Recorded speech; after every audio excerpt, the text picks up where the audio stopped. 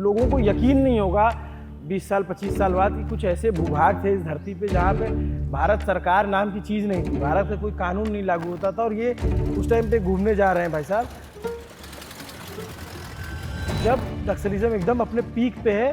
और अगर ये कह दूं मैं कि जब जिसको जहाँ चाहे वो मार देते थे या मार सकते थे तो कोई अतिशयोक्ति नहीं होगी। बिल्कुल। गुरिल्ला वार वाले एरिया में किसी एक रोड पे आप 100 बार ट्रेवल करेंगे तो 99 बार कुछ नहीं होगा, ऐसा भी होता है। लेकिन एक दिन अचानक देखेंगे कि 50 लोगों की लाश बिछी है। सीआरपीएफ कैंप था, इनका कोई आदमी घुस गया था अंदर, खाना कुछ बन रहा था उसमें, और खाने में कुछ नशीला चीज मिला दिया गया, और कैंप में फिर वो नशे की इफेक्ट में थे, उसी बीच में अटैक कर दिया गया पूरे कैंप पर। लगभग हर हफ्ता 15 दिन में कोई ना कोई लाश गिरती थी, किसी न किसी की शहादत हुई। और जंगल में तो जब गोली चलती तो पता ही नहीं चलता कहाँ से आ रही है एग्जैक्टली। ऐसे वो कोई सनी देओल की पिक्चर तो है नहीं कि ऐसे पिस्टल उठाएगा, गोली चला रहा है, गोली भी दिख रही है और आ रहा है, ऐसा तो कुछ होगा नहीं। वहाँ पता ही नहीं चलता कि कहाँ से गोली आ रही है। तो जैसे माँ आपकी जाती थी, कभी ऐसा हुआ कि वो लोग इफेक्ट हुए हो? 3-4 बार आई मेरे पास दंतेवाड़ा, और जब पहली बार आई थी तो बहुत बड़ा इंसिडेंट हो गया था। क्या? सीधा 2 लोग गन तान के खड़े हो गए 20 साल। और आपकी मदर उस गाड़ी में थी? माँ मेरी गाड़ी पर थी, मेरा छोटा भाई उस गाड़ी पर था, और बीचों बीच सड़क पे 2 लोग गन तान के खड़े हो गए। तो जैसे एसपी की गाड़ी पे पता नहीं चलता कि एसपी की गाड़ी है भाई? कोई भी सरकारी अधिकारी किसी भी प्रकार के सरकारी प्रतीक के साथ, सिंबल के साथ, कि बत्ती हो, कि नेम प्लेट हो, कि कुछ ऐसा लिखा हुआ, शासन लिखा हुआ, ऐसा कोई गाड़ी लेकर मूवमेंट करता ही नहीं था।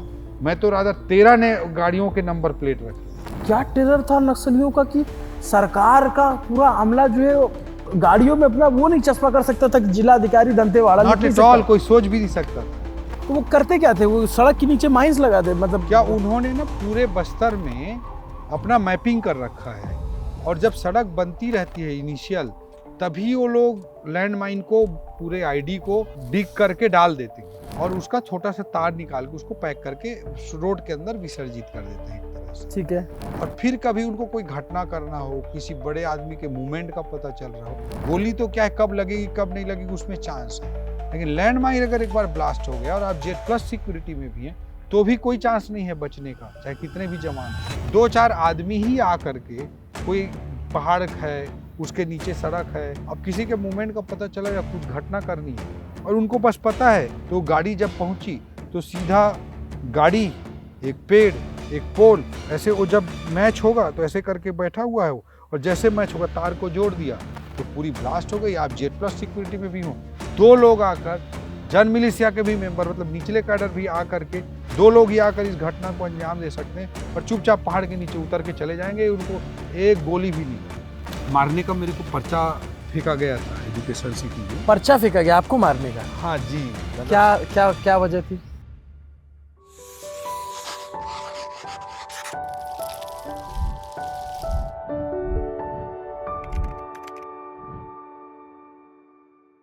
नक्सली माओवादी ये थे क्या, बस्तर को क्या बना रखा था, इसको जानने समझने के लिए मुझे लगता है आज नहीं, आज से 10 साल 15 साल बाद भी किसी को जानना होगा तो ये इंटरव्यू उसको देख लेगा तो उसको अच्छी समझ डेवलप हो जाएगी।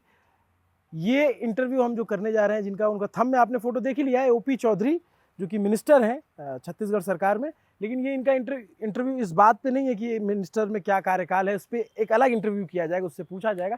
इंटरव्यू इस बात के लिए है कि ये बतौर कलेक्टर जब बस्तर इलाके में, दंतेवाड़ा ज़िला में पोस्टेड थे, तो इन्होंने बहुत काम किया वहाँ पे, और कमाल का काम किया। ये बात मैं अपने मुंह से कहूँगा तो आप शायद ना माने, लेकिन मैं तस्वीर एक लगा देता हूँ जिसमें मनमोहन सिंह इनको अवार्ड देते हुए दिख रहे हैं। तब ये IAS अधिकारी थे, तब ये बीजेपी ज्वाइन नहीं किए थे, तब इनको वो अवार्ड मिला था, तो इसे समझ सकते हैं कि इन्होंने काम बहुत कमाल का किया था। तो स्वागत है ओपी तिवारी जी का, और ये हमारा शो है रूटकास्ट, जिसमें पॉडकास्ट के उल्टा है ये। हम सोफे के सरदार नहीं हैं, हम पत्रकारिता के पैदल सिपाही हैं, तो हम घूमते हैं और जड़ों तक जाने की कोशिश करते हैं। इसी कड़ी में जो है ओपी जी हमको जो है ले जाएंगे बस्तर के जंगलों में। और 2000 कौन सा टाइम था आप जब पोस्टेड थे?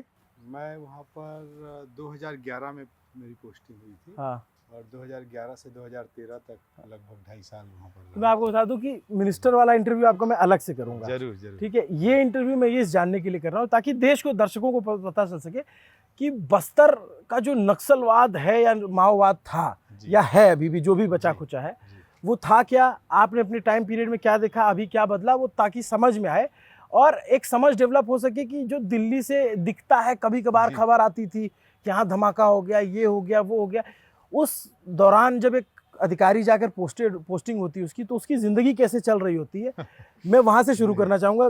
कब पोस्टिंग हुई आपकी बस्तर में? 2011 में मार्च में हुई थी मेरी पोस्ट। मार्च 2011। जी। और फिर उसके बाद जो है डे वन कैसा था, day one? Actually day one से पहले मैं अपना एक्सपीरियंस बताना चाहता हूँ हाँ, कि जैसे बस्तर की जो सोसाइटी थी उसकी मोबिलिटी बड़ी कम थी, हाँ, कि लोग वहाँ जाना आना बहुत कम होता था। हम्म, जब मैं पढ़ाई करता था, मैं रायगढ़ जिले का रहने वाला हूँ, दंतेवाड़ा से करीब 700 किलोमीटर दूर का, हम्म, और वहाँ से पढ़ाई मैंने करी, भिलाई, रायपुर, गांव में, हम्म, ये सब जगहों में पढ़ाई करी, और हम्म, फिर दिल्ली में आईएएस तैयारी किया, आईएएस बन गए। हम्म, तब तक कभी बस्तर नहीं गए थे। मोस्ट ऑफ द पर्सन जो छत्तीसगढ़ के हमारे लोग हैं, उनमें से आप धमतरी से ऊपर वाले लोगों को पहले पूछते, पहले ज़माने में तो कोई बस्तर जाता ही नहीं था, अच्छा, ना ही उसका उस तरह का कोई कनेक्शन बनता था, ना जाते थे, और उस सोसाइटी की मोबिलिटी बड़ी कम थी, उस जगह में जाना आना बहुत कम होता था लोगों का। तो पहली बार अपने सर्विस के पहले दूसरे साल में ही मेरा एक दोस्त हुआ करता था, रजत, मेरा बैचमेट था, वो दंतेवाड़ा का सीओ जिला पंचायत बना था, ठीक है, रूरल डेवलपमेंट डिपार्टमेंट में। हाँ, तो एक बार उसने बड़ा मतलब मुझे बताया कि भाई बहुत प्यारी जगह है, चलना है। मैं सुनता था, पढ़ते थे, हम अपनी किताबों में पढ़ते, सब कुछ था, तो नहीं नहीं मुझे जाना ही है करके मैं बोल रहा था उसको।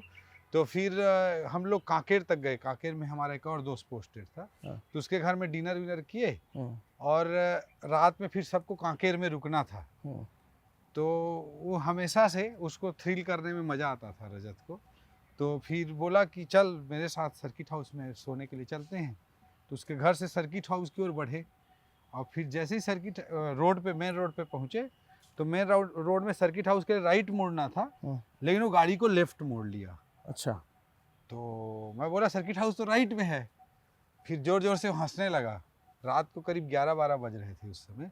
बोले अभी हम दंतेवाड़ा चलेंगे, और कांकेर से करीब 3-4 घंटे की दूरी थी, जिसमें हम पूरे नक्सल एरिया को रात को 1-2 बजे क्रॉस करने वाले थे, और नक्सलिज्म का पीक टाइम था। ये कौन से साल की बात है? ये 2008-9 के आसपास, 2008 की बात है। ये उस टाइम की बात कर रहे हैं जब एक लोगों को यकीन नहीं होगा 20 साल 25 साल बाद कि कुछ ऐसे भूभाग थे इस धरती पे जहाँ पे भारत सरकार नाम की चीज़ नहीं थी, भारत का कोई कानून नहीं लागू होता था, और ये उस टाइम पे घूमने जा रहे हैं भाई साहब, जब नक्सलिज्म एकदम अपने पीक पे है। और अगर ये कह दूं मैं कि जब जिसको जहाँ चाहे वो मार देते थे या मार सकते थे, तो कोई अतिशयोक्ति नहीं होगी, बिल्कुल जी, है उस ना? समय का ऐसा और था। आप दंतेवाड़ा कलेक्टर रहे 11 में, 11 से 13। 13, वो भी पीक टाइम था। पीक टाइम ऐसे समझा रहा हूँ, दो दर्शक इससे ना जुड़े हों, उसी टाइम पे 2010 में एक तालमेटला जगह है सुकमा में, दंतेवाड़ा का बगल का डिस्ट्रिक्ट है, वहाँ पे 76 जवान, उस समय दंतेवाड़ा डिस्ट्रिक्ट का ही पार्ट था, इस समय दंतेवाड़ा बाइफरकेट नहीं हुआ था, नहीं सुकमा, था, जी। तब 6 दंतेवाड़ा। अप्रैल 2010 की घटना है। तो 2010 में जो है 76 जवान एक साथ एम्बुश लगा करके, बहुत ही खतरनाक तरीके से शहादत हुई थी जवानों की। 2013 में जब ये थे तो उसके आसपास की ही बात होगी, जब झीरम घाटी में पूरी कांग्रेस की पूरी जो टॉप लीडरशिप थी, आप समझिए कि किसी राज्य के एक बड़े जितने नेता होते हैं, नंद किशोर पटेल थे, नंद कुमार पटेल और महेंद्र कर्मा, विद्याचरण शुक्ला का, जी भी बाद उसी इंसिडेंट से मरे। तो सब लोग थे, और पूरी, वो तो बहुत खतरनाक दौर था वो। तो खैर आप कहानी शुरू करो, तो मतलब जो कहानी क्या हकीकत बताओ तो आप। फिर राइट में मुड़ना था, तो लेफ्ट मुड़ गया। रात को 11-12 बज रहे थे, हाँ, और बोला अभी हम जाएंगे दंतेवाड़ा। हाँ, वो मेरा जीवन का पहला दंतेवाड़ा की एंट्री थी, हाँ, और रात को 1-2-3 बजे हमको वहाँ पहुँचना था, हाँ, कांकेर से निकलकर। तो पूरे बस्तर के नक्सली एरिया को पार करते हुए गए, और इतने सारी घटनाएं सुनते थे, इतने सारे इंसिडेंट सुनते थे, इतना एक खौफ डर होता था। बट जाते जाते गए, पूरे रास्ते में खिड़की पे मैं ऐसे टंगा हुआ था कि कब मुझे नक्सली दिखेंगे और कब हमको पकड़ेंगे। बट उसको थ्रिल करने में सब मज़ा आता था। और वहाँ पे जो अभ्यस्त हो जाता है, उसको अनप्रेडिक्टेबल मूवमेंट पे ही सुरक्षा फील होती है। हाँ, कि जब आप एक्सपेक्ट ना करें कोई आईएएस अधिकारी रात को 2 बजे कैसे मिलेगा, हाँ, उस समय ही सुरक्षित फील करता है आदमी। गुरिल्ला वार जहाँ चलता रहता है, तो इसलिए वो लेकर गया। बट वो मेरे लिए सबसे थ्रिलर मोमेंट था जब पहली बार गया। बट बतौर फिर कलेक्टर जब पोस्टिंग हुई तो मैं जब पहली बट दंतेवाड़ा जैसे हम लोग नाम सुनते थे ना, जी जब जैसे जर्नलिज्म में भी आ गए थे या फिर उससे पहले भी जब जब जब दंतेवाड़ा सुना जी तो तभी सुना जब कोई ब्लास्ट हो गया, कोई शहादत हो गई, कोई नक्सली मुठभेड़ हो गई। मैं एक बात और दर्शकों को जानकारी बता दूं, जब बस्तर की बात होती है तो बस्तर एक जिला है वो छत्तीसगढ़ का, जो नीचे का इलाका मैप देखेंगे तो बस्तर सिर्फ एक जिला है, उसका नाम है, लेकिन बस्तर एक संभाग भी है जिस संभाग में 7 जिले पड़ते हैं। एक जमाने में बस्तर वो अकेला जिला हुआ अकेला था, जिला था 98। फिर उससे क्योंकि इतना बड़ा एरिया है फिर उसको छोटे छोटे उसमें से जिले बने, तो दंतेवाड़ा बना, सुकमा बना, नारायणपुर है, कोंडागांव है जी और सुकमा, बीजापुर, नारायणपुर, तो ये सारे जिले, ये सबको मिल करके जो है 7 डिस्ट्रिक्ट हो गए। ये सारे मिल करके बनते हैं बस्तर। फिर आप गए दंतेवाड़ा कलेक्टर बन के, जी पीक माओइस्ट टाइम, जब वो सबसे पावरफुल दौर था उनका। जी पीक पर था माओइज्म।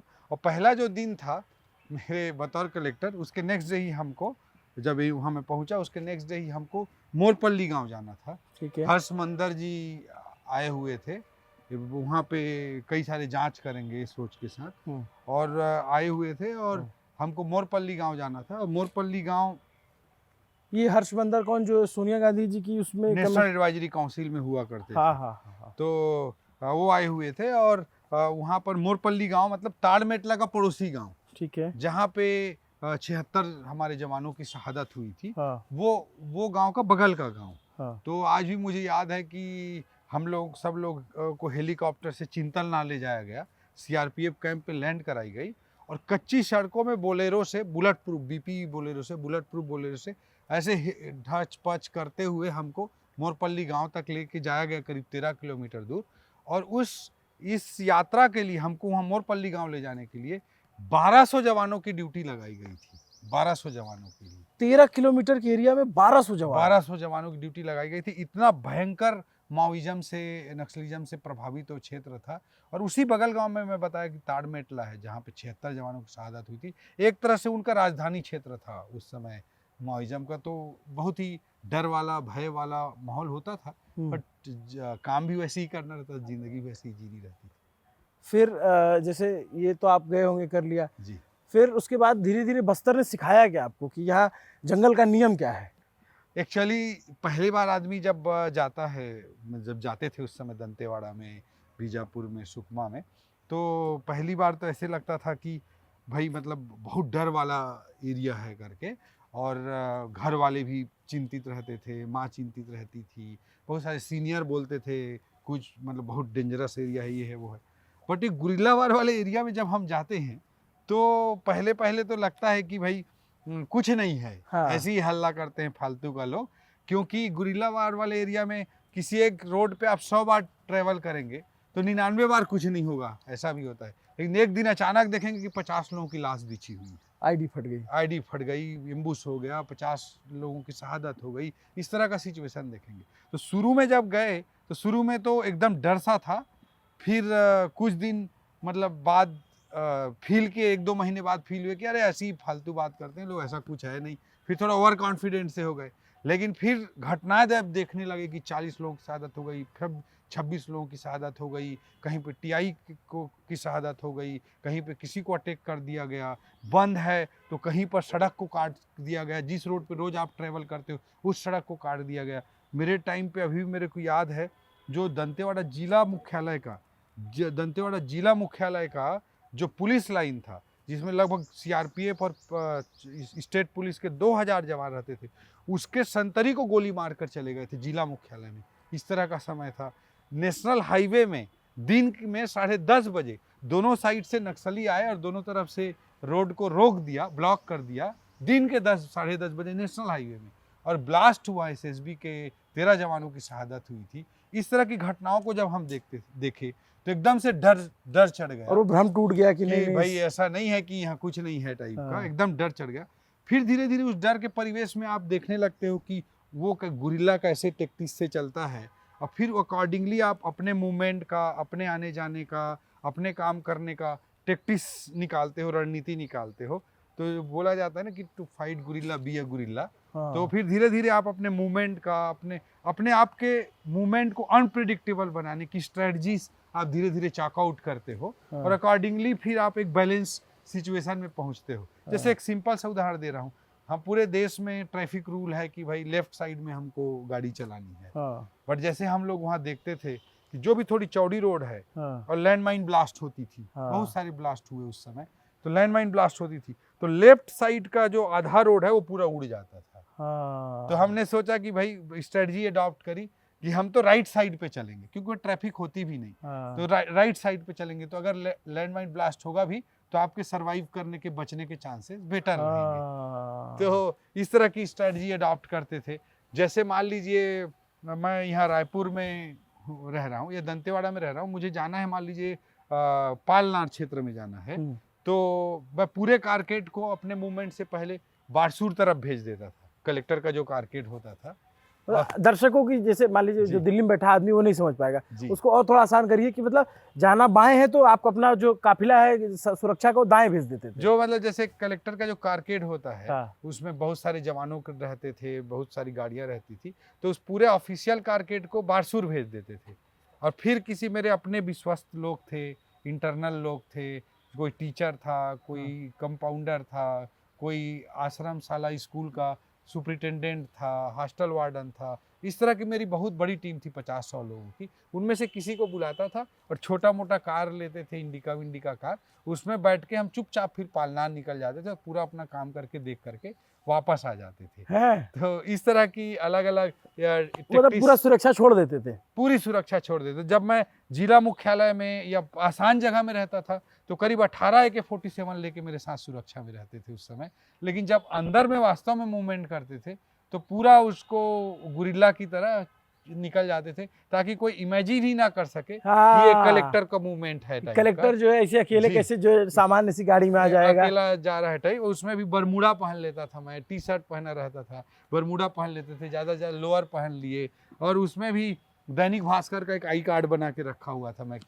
क्योंकि एक फर्स्ट हैंड में तो कोई समझ ही ना पाए कि कलेक्टर है टाइप से, इस तरह से करते थे। जैसे जाने के मूवमेंट के बारे में एक चीज़ और मैं आपको शेयर करना चाहूँगा, क्या उस समय स्ट्रेटजी अडॉप्ट करते थे कि जैसे पहले हमने सोचा कि भाई अब मुझे जान लीजिए जाना है मान लीजिए कोंटा, हाँ। तो मैंने अपने ऑफिस में 1-2 लोगों को बताया, चलो मुझे सबको नहीं बताना है क्योंकि वहाँ पे अगर आपका मूवमेंट डिक्लेयर्ड है तो बहुत ही अनसेफ हो जाता है, क्योंकि आप चाहे Z+ सिक्योरिटी में भी चल रहे हो, लेकिन अगर एंटी लैंड माइन से बिछा कर उड़ाने के लिए 2-3 जन मिलिशिया के मेंबर ही काफी होते हैं। तो 2 लोग आके आपका एंटी लैंड माइन ब्लास्ट कर दिए तो आप चाहे Z+ सिक्योरिटी हो, चाहे आपके साथ 100-200 लोग सिक्योरिटी में, तो भी आप तो मर गए, खत्म हो गया। ऑब्वियस सी बात है। तो वहाँ पे एक आदमी आएगा वो बम भड़ा के निकल जाएगा, जी, वो जोड़ेगा लैंड माइन को तार से, वो खत्म कहानी। तो इसलिए हम लोग जो करते थे कि भाई बताना नहीं है किसी को। तो पहले मैं ऑफिस में बोलता था किसी को कोंटा जा रहे हैं तो नहीं बताना है, बट अपने 2-4 लोगों को बोलते थे, 2-4 अधिकारियों को। बट वो बोला जाता है ना कि हर आदमी का खास आदमी होता है। तो वो अगले दिन सुबह होते तक फोन आने लगते थे, कब आएंगे सर, कैसे आएंगे, सबको पूरे बाजार को पता चल जाता था कलेक्टर आने वाला है। तो फिर धीरे धीरे हमने प्लान किया कि भाई किसी को नहीं बताएंगे। फिर गाड़ी में केवल बैठते थे और जैसे मान लीजिए मुझे पहुंचना है दिल्ली, फॉर एग्जाम्पल मैं बोल रहा हूँ, तो रायपुर से मैं पहले बोल दिया कि भाई ठीक है चलो नागपुर ले चलो। फिर नागपुर पहुंचे तो नागपुर के बाद बोले चलो भोपाल ले चलो, भोपाल पहुंचे फिर बोले चलो ग्वालियर ले चलो, फिर ग्वालियर पहुंचे चलो आगरा ले चलो, फिर आगरा पहुंच गए तो चलो दिल्ली चलो। मतलब कोई वहाँ पे किसी के मूवमेंट पे कोई डिटेल नहीं पूछता, आप जितना बताओगे उतना ही बात करता है ड्राइवर या कोई भी आपका सिक्योरिटी फोर्स। तो वैसे ही करते थे। तो पहले एक पॉइंट तक पॉइंट देते थे, फिर दूसरे पॉइंट तक। कई बार तो ऐसे होता था गाड़ी में बैठे और केवल राइट लेफ्ट बोलते थे, लेफ्ट ले लो, राइट ले लो, लेफ्ट ले लो, राइट ले लो। मतलब भरोसा किसी भी नहीं होता था वहाँ पे। मतलब बहुत ही ज्यादा मतलब एक अलग ही साइकोलॉजी होती थी। और गुरिल्ला एरिया में मेन जो उनका स्ट्रेंथ होता है वो इंफॉर्मेशन ही होता है। और इंटेलिजेंस उनका बहुत स्ट्रांग हुआ करता था उस समय। अच्छा। उस समय उनका इंटेलिजेंस बहुत ही स्ट्रांग हुआ करता था। अब एक एग्जांपल के तौर पे मैं बताना चाहूंगा अभिनव जी आपको कि मेरे जो कलेक्टर बंगला था वहाँ पे एक टेलीफोन ऑपरेटर था। ठीक है। एक लोकल लड़का था, ट्राइबल लड़का था, अबूझमाड़ के पास के छीननार के पास का लड़का था। और वो एक दिन आके मेरे को बोला कि सर मेरे माता पिताजी को नक्सलाइट मीटिंग में बुलाते हैं, पूरे हाँ। गांव वालों को बुलाते हैं कई बार, हाँ, तो मेरे बारे में पूछते हैं कि वो कहाँ है, क्या करता है, क्या जॉब करता है, कहाँ है, कि क्यों गांव में नहीं रहता, बाहर क्यों गया है। तो हाँ, मैं क्या बोलूँ। हाँ, तो मैंने उसको सलाह दिया भाई कि भाई मतलब तुम बोला करो कि हाँ, ट्राइबल डिपार्टमेंट के हॉस्टल में चपरासी हूँ, हाँ, ऐसा समझा दो माँ पिताजी को। ठीक है। तो फिर वो ऐसी चलता रहा। एक दिन अचानक वो आया मेरे से, फिर मिला हाँ, 1 to 1 मेरे पास आके, और फिर बोला कि सर मेरे माता पिताजी को बहुत प्रेशर डाल रहे थे, हाँ, मेरे माता पिताजी को बहुत प्रेशर डाल रहे थे कि अपने बेटे को बुलाओ करके। हाँ, तो मैं कल गया था, अब मुझे भी नक्सलाइट मतलब मीटिंग में बुलाए थे, और फिर मुझे पूछे कि तुम कहाँ रहते हो, क्या करते हो। तो मैंने जैसे आप बताए थे कि ट्राइबल हॉस्टल में चपरासी हूँ, वैसे ही बोला। तो मेरे तो पैरों के नीचे की जमीन खिसक गई कि कि कलेक्टर का आपका home guard telephone operator. Telephone operator, आपके बंगले का कलेक्टर का टेलीफोन ऑपरेटर उनके मीटिंग में जा रहा है। हाँ, बेचारे के माता पिताजी वहीं गांव में रह रहे हैं, उसको हाँ, पकड़ के कुछ भी प्रेशराइज कर सकते हैं। ठीक बात है। तो इसलिए मैंने सेम डे डिसाइड किया कि भाई इसको तो अब बाहर करना पड़ेगा। हाँ, मैंने अपनी स्टाफ से उसको बाहर किया, हाँ, बट मैंने सुनिश्चित किया कि उसकी अच्छी जगह पोस्टिंग हो जाए, और उसके लिए लुक्रेटिव पोस्टिंग इंश्योर करी, हाँ, और लेकिन उसको वहाँ से निकालना पड़ा। तो इस तरह से आपको मतलब हमेशा लगता था कि बंगले में भी अगर इंफॉर्मेशन है हाँ, तो सबको पता चल जाएगा, ऐसा ही लगता था। तो जैसे रायपुर से मैं दंतेवाड़ा जाता था तो कोई सिक्योरिटी नहीं रखता था, कुछ नहीं रखता था, एक ड्राइवर होता था, मैं होता था, एक आध कोई और लड़का है तो मैक्सिमम एक सिंगल गाड़ी में चुपचाप हम निकल जाते थे।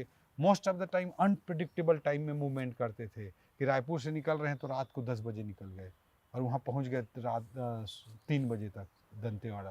तो 1 बजे 2 बजे रात को क्रॉस करते थे सबसे बट सेंसिटिव जैसे एरिया। आपको ये सब जब करते थे तो आप प्रोटोकॉल का ध्यान नहीं रखते थे?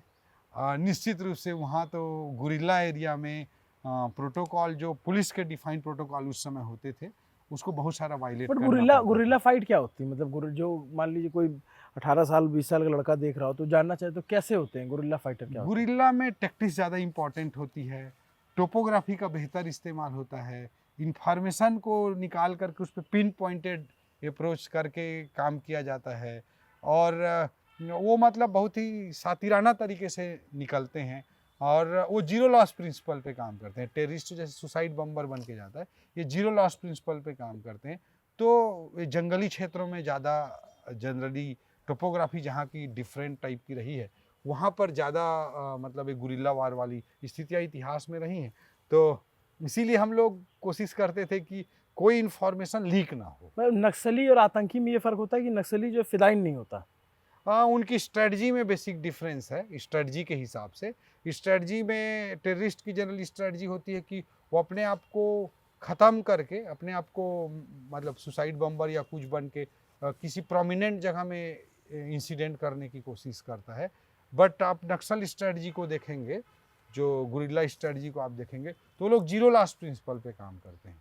वो लोग तो ये मान के चलते हैं, जैसे ये तो अपना एक नेगेटिव मैसेजिंग करना चाहते हैं टेररिस्ट। इनका जो मेन पर्पज रहा, जैसे वो अपना टारगेट बनाते थे कि लॉन्ग टर्म में हमको एरिया को कब्जा करना है, और अपने काडर के बीच में, अपने लोगों के बीच में वो सोचते थे कि ये मैसेज ना जाए कि हम मर जा रहे हैं, ताकि लोग हमसे आसानी से जुड़ें और ये चीज़। तो वो अपनी कैजुअलिटी बचाते थे। अपनी कैजुअलिटी बिल्कुल नहीं होने देना चाहते, जीरो लॉस उनका टारगेट रहता है हमेशा। तो फिर उसको टारगेट वही उसको करते हैं, उसको कोशिश आपने यही ऑपरेटर को जो है बाहर कर दिया। जी फिर उसके बाद जैसे घर में रहते थे, जी 18-18 जवान रहते थे आपके साथ जो है AK-47 वाले, तो सुरक्षित महसूस होता था? हाँ, देखिए गुरिल्ला टेक्टिक्स अपना करके, अपने मूवमेंट को अनप्रिडिक्टेबल बना करके आप बाहर तो थोड़ा बच जाएंगे, हाँ, लेकिन शाम को तो आएंगे घर पे ही, हाँ, वो तो कोई चॉइस है नहीं। हाँ, तो इसीलिए घर पे, बंगले पे जो बेस कैंप है आपका, वहाँ तो आपको आना ही पड़ेगा। ठीक है। तो इसलिए वहाँ पे अनप्रिडिक्टेबल तो हो नहीं सकते, रात में आप बंगले के अंदर हैं तो प्रिडिक्टेबल फैक्ट है। हाँ, हाँ, तो इसीलिए फिर मैंने सोचा भाई कि मारने का मेरे को पर्चा फेंका गया था एजुकेशन सिटी में। पर्चा फेंका गया आपको मारने का? हाँ जी, मतलब क्या क्या क्या वजह थी? सिविल एडमिनिस्ट्रेशन में आईएएस में जनरली ऐसा नहीं होता था किसी आईएएस के हाँ, लिए। मतलब ये बट मेरे लिए हुआ था, कुछ एजुकेशन सिटी बना रहा था मैं वहाँ हाँ। जावंगा पनेड़ा में, तो उसको लेकर के पहले बहुत सारा माहौल बना। क्या क्या थी ये एजुकेशन सिटी? स्कूल कॉलेज क्या था? हाँ, एक्चुअली मैंने बेसिकली सोचा ये कि भाई जो नक्सलिज्म है, दंतेवाड़ा का नक्सलिज्म है, उसके पीछे रूट कॉज क्या है, ये समझने की मैंने उस समय कोशिश की। मैंने सोचा भाई कि यहाँ तो लैंड इफरात पड़ा हुआ है, बस्तर जिला में केरल से ज़्यादा अपने आप में बड़ा एरिया है, हाँ। पॉपुलेशन डेंसिटी बहुत कम है, सबके पास ज़मीन ही ज़मीन है, किसी के पास तन ढकने के लिए कपड़ा भी नहीं है, उसके पास भी 50-100 एकड़ ज़मीन है, ऐसी स्थिति वहाँ पर रहती थी। तो जो बिहार वगैरह में जिस तरह की या बंगाल वगैरह में जिस तरह से नक्सलाइट मूवमेंट हुआ कि लैंड का इनइक्वल डिस्ट्रीब्यूशन और उसके आधार पे जो एक्सप्लॉइटेशन कहीं ना कहीं किसी एंगल से होता था, तो उसके कारण नक्सलिज्म पनप गया था। हाँ। वैसा कोई फैक्टर बस्तर में था ही नहीं। हाँ। फिर आप देखेंगे कि भाई लैंड का इनइक्वल डिस्ट्रीब्यूशन भी नहीं है, कास्ट डिस्क्रिमिनेशन के बेस पर एक्सप्लॉइटेशन भी नहीं था, जाति आधारित। तो ऐसा भी वहाँ पर ट्राइबल सोसाइटी बहुत ही समरस समाज है, सब लोग एक दूसरे के साथ मस्त रहते हैं, प्यार से रहते हैं, तो वैसा भी कोई फैक्टर नहीं था।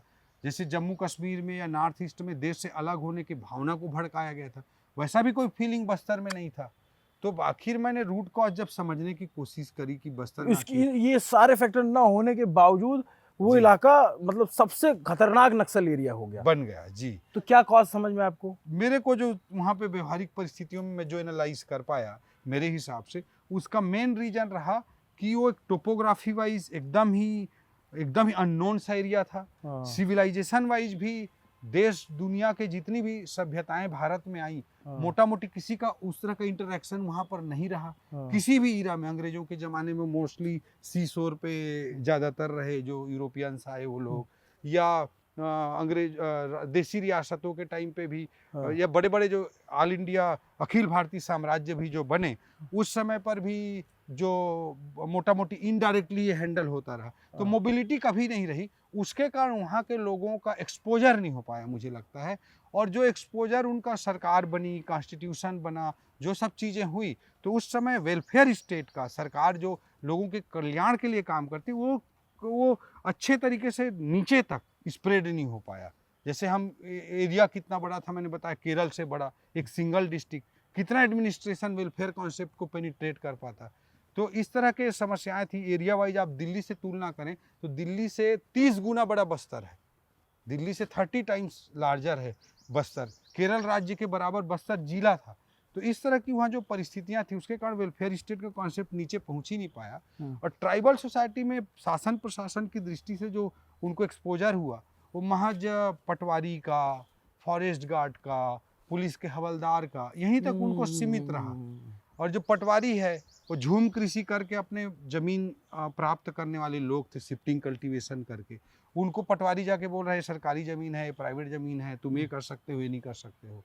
वो जो पूरा उनका जीवन, पूरे त्यौहार, उनके संगीत, उनके नृत्य पूरे जंगल पर आधारित थे। वहाँ पर जाकर फॉरेस्ट गार्ड उसको फॉरेस्ट प्रोटेक्शन एक्ट 1980 का पाठ पढ़ा के डंडा चला रहा है। या पटवारी को तो वहाँ पे लोग खाट में बो के डोली की तरह लेके आते थे, इस तरह की स्थिति थी। वो सामाजिक न्याय के अपने खुद बैठ करके समाज में कोई भी अपराध भी हुआ तो उसकी सज़ा खुद तय कर लेने वाला समाज था।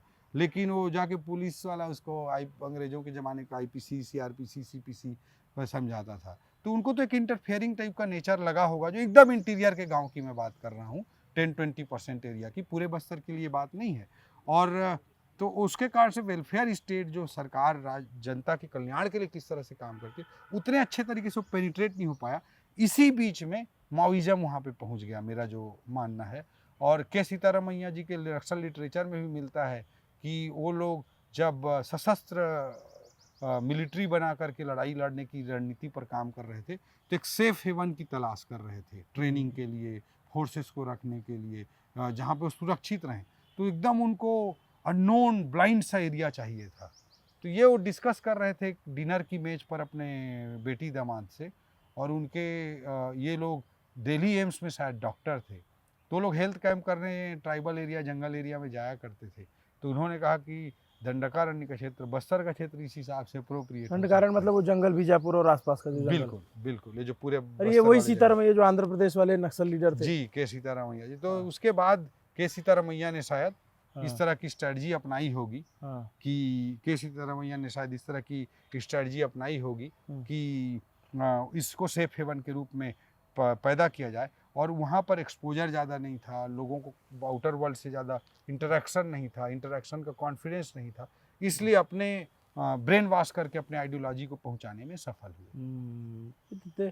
मतलब आदिवासी जो इतनी भोले भाले इम्पोर्टेड लोग टाइप थे, का नक्सलिज्म मैं बोलूंगा, मेरे को बहुत सारे लोग मिले कि भाई जो जो वारंगल यूनिवर्सिटी और वो सब जो नहीं, develop जैसे हुआ। मैंने कई सारे लोग मुझे मिले इस तरीके के कि बोले कि वो आदिवासी जब सरेंडर भी किया इधर बीच, जो जी। या बड़े स्पेशल जोनल कमांडर की टीम में रहे या इन सब जगहों पे रहे, जी उससे हमने पूछा जी कि भाई क्यों करता था, तो उसको विचारधारा और का कुछ नहीं पता होता था। जी थोड़ा बहुत उसको जो बताया गया हो, समझाया गया हो, वो सब, बाकी उसकी बहुत अलग अलग वजहें जब रही। एक बार एंट्री कर गए तो फिर डर बहुत बड़ा फैक्टर होता है। किसी के हाँ। हाथ में गन है और वहां पर सरकार का उस तरह से नीचे तक पेनिट्रेशन नहीं हो पाया है, तो आदमी सुरक्षित भी फील नहीं करता। मैं- फिर जिसके हाथ में गन है उसकी बात को मानने के लिए मजबूरी भी होती है। और मतलब जब ये कह रहे हैं तो अभी इसे हम अभी जब ये इंटरव्यू कर रहा हूँ तो मैं रायगढ़ का बंगला है, रायपुर का, फिलहाल ये मंत्री हैं, हम बात उस समय कर रहे हैं जब ये कलेक्टर थे। लेकिन यहाँ से बस्तर की बातों को जब हम डॉक्यूमेंट्री बनाने जा रहे हैं बस्तर के नक्सल जी। पे, तब आपको थोड़ा आइडिया लगेगा। लेकिन फिर भी मैं दावा नहीं करूंगा पूरा आइडिया लगेगा।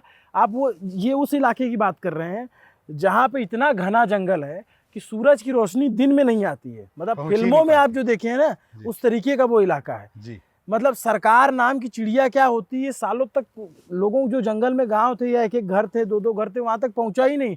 सड़क बना, अभी सड़क की कहानी आनी बाकी है कि सड़क बनाने के लिए कैसे हजारों जवानों ने देश में शहादत दी है सिर्फ कि इस इलाके में सड़क बना दी जाए। कि नक्सलियों को, नक्सली नहीं चाहते थे कि सड़क बने, है ना। सबसे बड़ा तो लड़ाई उनकी थी, सड़क नहीं बनने देते। चाहते। तो फिर जो है आप तो, मैं अब घर वाली कहानी पूरी नहीं हो पाई। घर में जो है आप रहते थे, अच्छा, जी, आपको लग रहा था कि ये तो प्रिडिक्टेड है, हाँ, कि यहाँ पे अगर अटैक करना चाहेगा तो कर लेगा। और ये उस समय ये था कि वो कलेक्टर के बंगले पे अटैक करना चाहे तो कर दें, कर सकते थे। उस समय उनकी इतनी ताकत थी, मतलब बटालियन बन गई थी उनकी। बहुत पूरी बटालियन बन गई थी। उसी समय की बात है जब 76 सीआरपीएफ जवानों की शहादत हुई थी। तो एक इंसिडेंट में अगर 76 जवानों की शहादत हो सकती है, इतने बड़े घटना को वो अंजाम दे सकते हैं, तो उनके ताकत पर तो कोई संशय था नहीं। मतलब तो मैं थोड़ा सा बता दूं, यहाँ पे जो 76 जवान की बात आती है, शायद अब बहुत लोग भूल गए होंगे, याद ना हो। 76 जवानों को एम्बुश लगा करके प्रॉपरली 3 दिन उनका इंतजार करके उन्हें आने दिया गया। उनका क्या, आप क्या बता रहे थे, मुझे बात बताई थी कि वॉकी टॉकी गिर गया था। एक वॉकी टॉकी गिर गया था जो नक्सलियों के हाथ लग गया था, ऐसा हाँ। पुलिस के लोग तो बताते वो थे। उनकी बात सुन रहे थे और उनको पता था कि इस इलाके में आने वाले हैं। तो आप समझो कि एक जंगल है और जंगल के बीच एक ऐसा मैदान है, और उस मैदान में उनको एम्बुश करके एक चारे के तौर पे एक व्यक्ति को भेजा बाहर। जवान उसका पीछा करते हुए आए, और फिर वो, आप समझो कि एक पूरे जंगल में, एक मैदान में 75 जवान अकेले हैं। 1.5 किलोमीटर के लगभग एरिया में युद्ध सा हुआ था। हाँ, उसमें और पूरा मतलब कितने नक्सली रहे होंगे उसमें, कई सौ लोग घेरे रहे होंगे, 3-4 और उसमें कोई नहीं बचा ना। 76 जवान जो थे सारे के सारे एक शहादत हवलदार, हो गई। 75 सीआरपीएफ के थे, एक पुलिस का लोकल हवलदार था, हाँ, जो एक पानी लोकल। पिलाने गया था, तो उसको नहीं, एक लोकल रखते हैं, गोंडी हलवी जानेगा, लोकल हाँ, बोली हाँ, को हाँ। जानेगा, इस तरह से किसी न किसी लोकल को रखते थे। तो एक पुलिस तो वाला ये लोकल इस सब था। घटना के बाद तो 75 कोई भी सीआरपीएफ। कलेक्टर अपने आप को सुरक्षित महसूस नहीं कर सकता था। नहीं, मतलब रिस्क तो था ही उस समय किसी भी हालत में टाइप का। हाँ। तो मतलब उस तरह का सिनारियो था वहाँ पर। और तो फिर हमने स्टडी करी कि बेस कैंप्स पे कैसे अटैक करते हैं। उनकी पूरी हिस्ट्री निकाली, थानों के डॉक्यूमेंट्स पढ़ता था मैं कि कब हुआ, कितने बजे अटैक हुआ, कैसे हुआ। रानी बोदली का कांड हुआ उस समय, मतलब उससे कुछ पहले। रानी बोदली में क्या हुआ था? एक कैंप पे सीआरपीएफ कैंप था, जहाँ तक मुझे याद आ रहा है, सीआरपीएफ कैंप था। अच्छा, जिसमें 55 जवानों की शहादत हुई थी एक जो बार में। कैंप पे ही इनका कोई आदमी घुस गया था अंदर। हाँ। खाना कुछ बन रहा था उसमें, हाँ। और खाने में कुछ नशीला चीज मिला दिया गया। हाँ। और कैंप में फिर वो नशे की इफेक्ट में थे, उसी बीच में अटैक कर दिया गया ओ, पूरे कैंप पर, ठीक है, बेस कैंप पर। ठीक है। तो बहुत लोगों की शहादत हुई थी उसमें। तो इस तरह की घटनाओं का पूरा हमने स्टडी किया, तो ये पाए कि भाई वो लोग रात के 9-10 बजे तक ही घटनाओं को, इस तरह की घटनाओं को, बेस कैंप को अटैक करने वाला काम करते हैं। क्योंकि घटना होने के बाद उनको सूर्योदय से, सनराइज होने से पहले अपने सेफ जगह तक पहुंचना भी वापस रहता है। तो इसलिए हमने पूरी स्टडी की 10-11 बजे तक ही एक घटना होती है, उसके बाद ये नहीं करते। तो फिर हमने अपने लिए प्रोटोकॉल बनाया कि कभी भी 2 बजे से पहले नहीं सोना है। अच्छा। क्योंकि बंगले पे अगर अटैक होगा हाँ, तो उससे पहले ही कोई कोशिश होगी, ठीक क्योंकि है। आप सो रहे हो और अटैक हुआ तो पता आप क्या हो, क्या पता, क्या नहीं पता, कुछ पता ही नहीं चलेगा। तो आँख खुली तो बोले ये कहा प्रभु। सही। तो इस तरह कुछ भी सिचुएशन हो सकता था, तो ये प्रोटोकॉल हमने डेवलप किया कि 2 बजे तक कभी भी नहीं सोना है। मैं 2, ढाई, 3 के बाद ही सोता था हमेशा वहाँ पर जब भी था। खुद भी गन कैरी करते थे? एक्चुअली हमने प्लान करा, एसपी का बंगला, मेरा बंगला दोनों साथ में था। 7 मोर्चे थे, वॉच पॉइंट्स थे, 7 टावर थे। अच्छा। वहाँ से वॉच होता था, लाइटें वाइटें सब लगी थी। चारों तरफ पे जो गोल वाली फेंसिंग होती है, कंसर्टीना फेंसिंग, हाँ, वो लगा हुआ था। हाँ। वो करंट के तार भी लगे हुए थे, इलेक्ट्रिसिटी करंट के।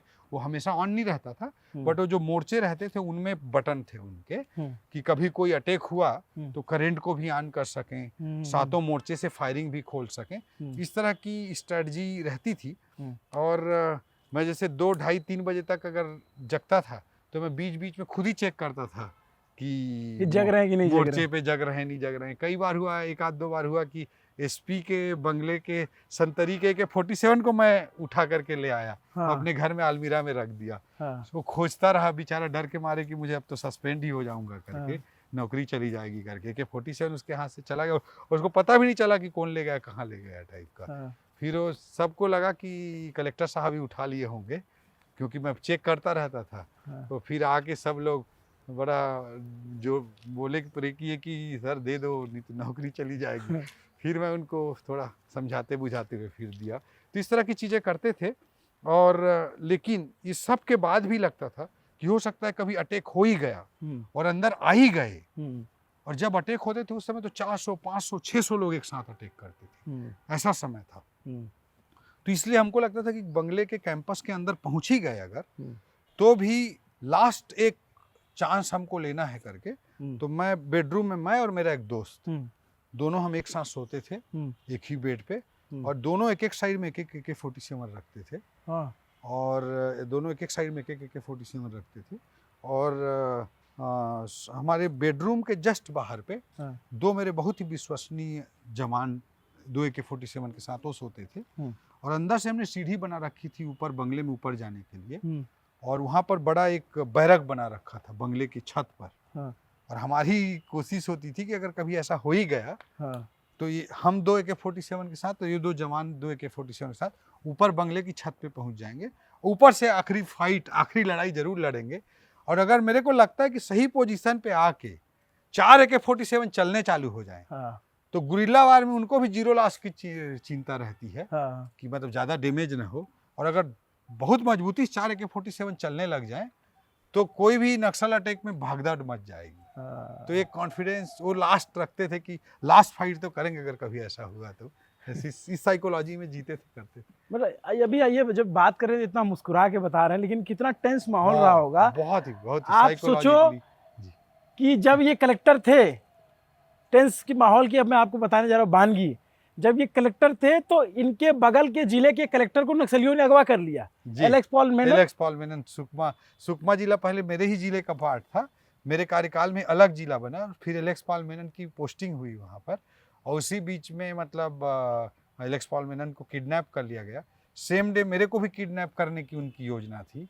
और फिर मैं जब एलेक्स किडनैप रहा 13-14 दिन तक, तब मैं सुकमा का इंचार्ज कलेक्टर भी था। अच्छा, वहाँ पे आप थे उस समय, पोस्टेड थे? हाँ, मैं दंतेवाड़ा में पोस्टेड था, हाँ। वो सुकमा में पोस्टेड थे। जब उनको किडनैप कर लिया गया था एलेक्स को, तब मैं सुकमा का इंचार्ज कलेक्टर था। और कैसे किडनैप किया था उनको?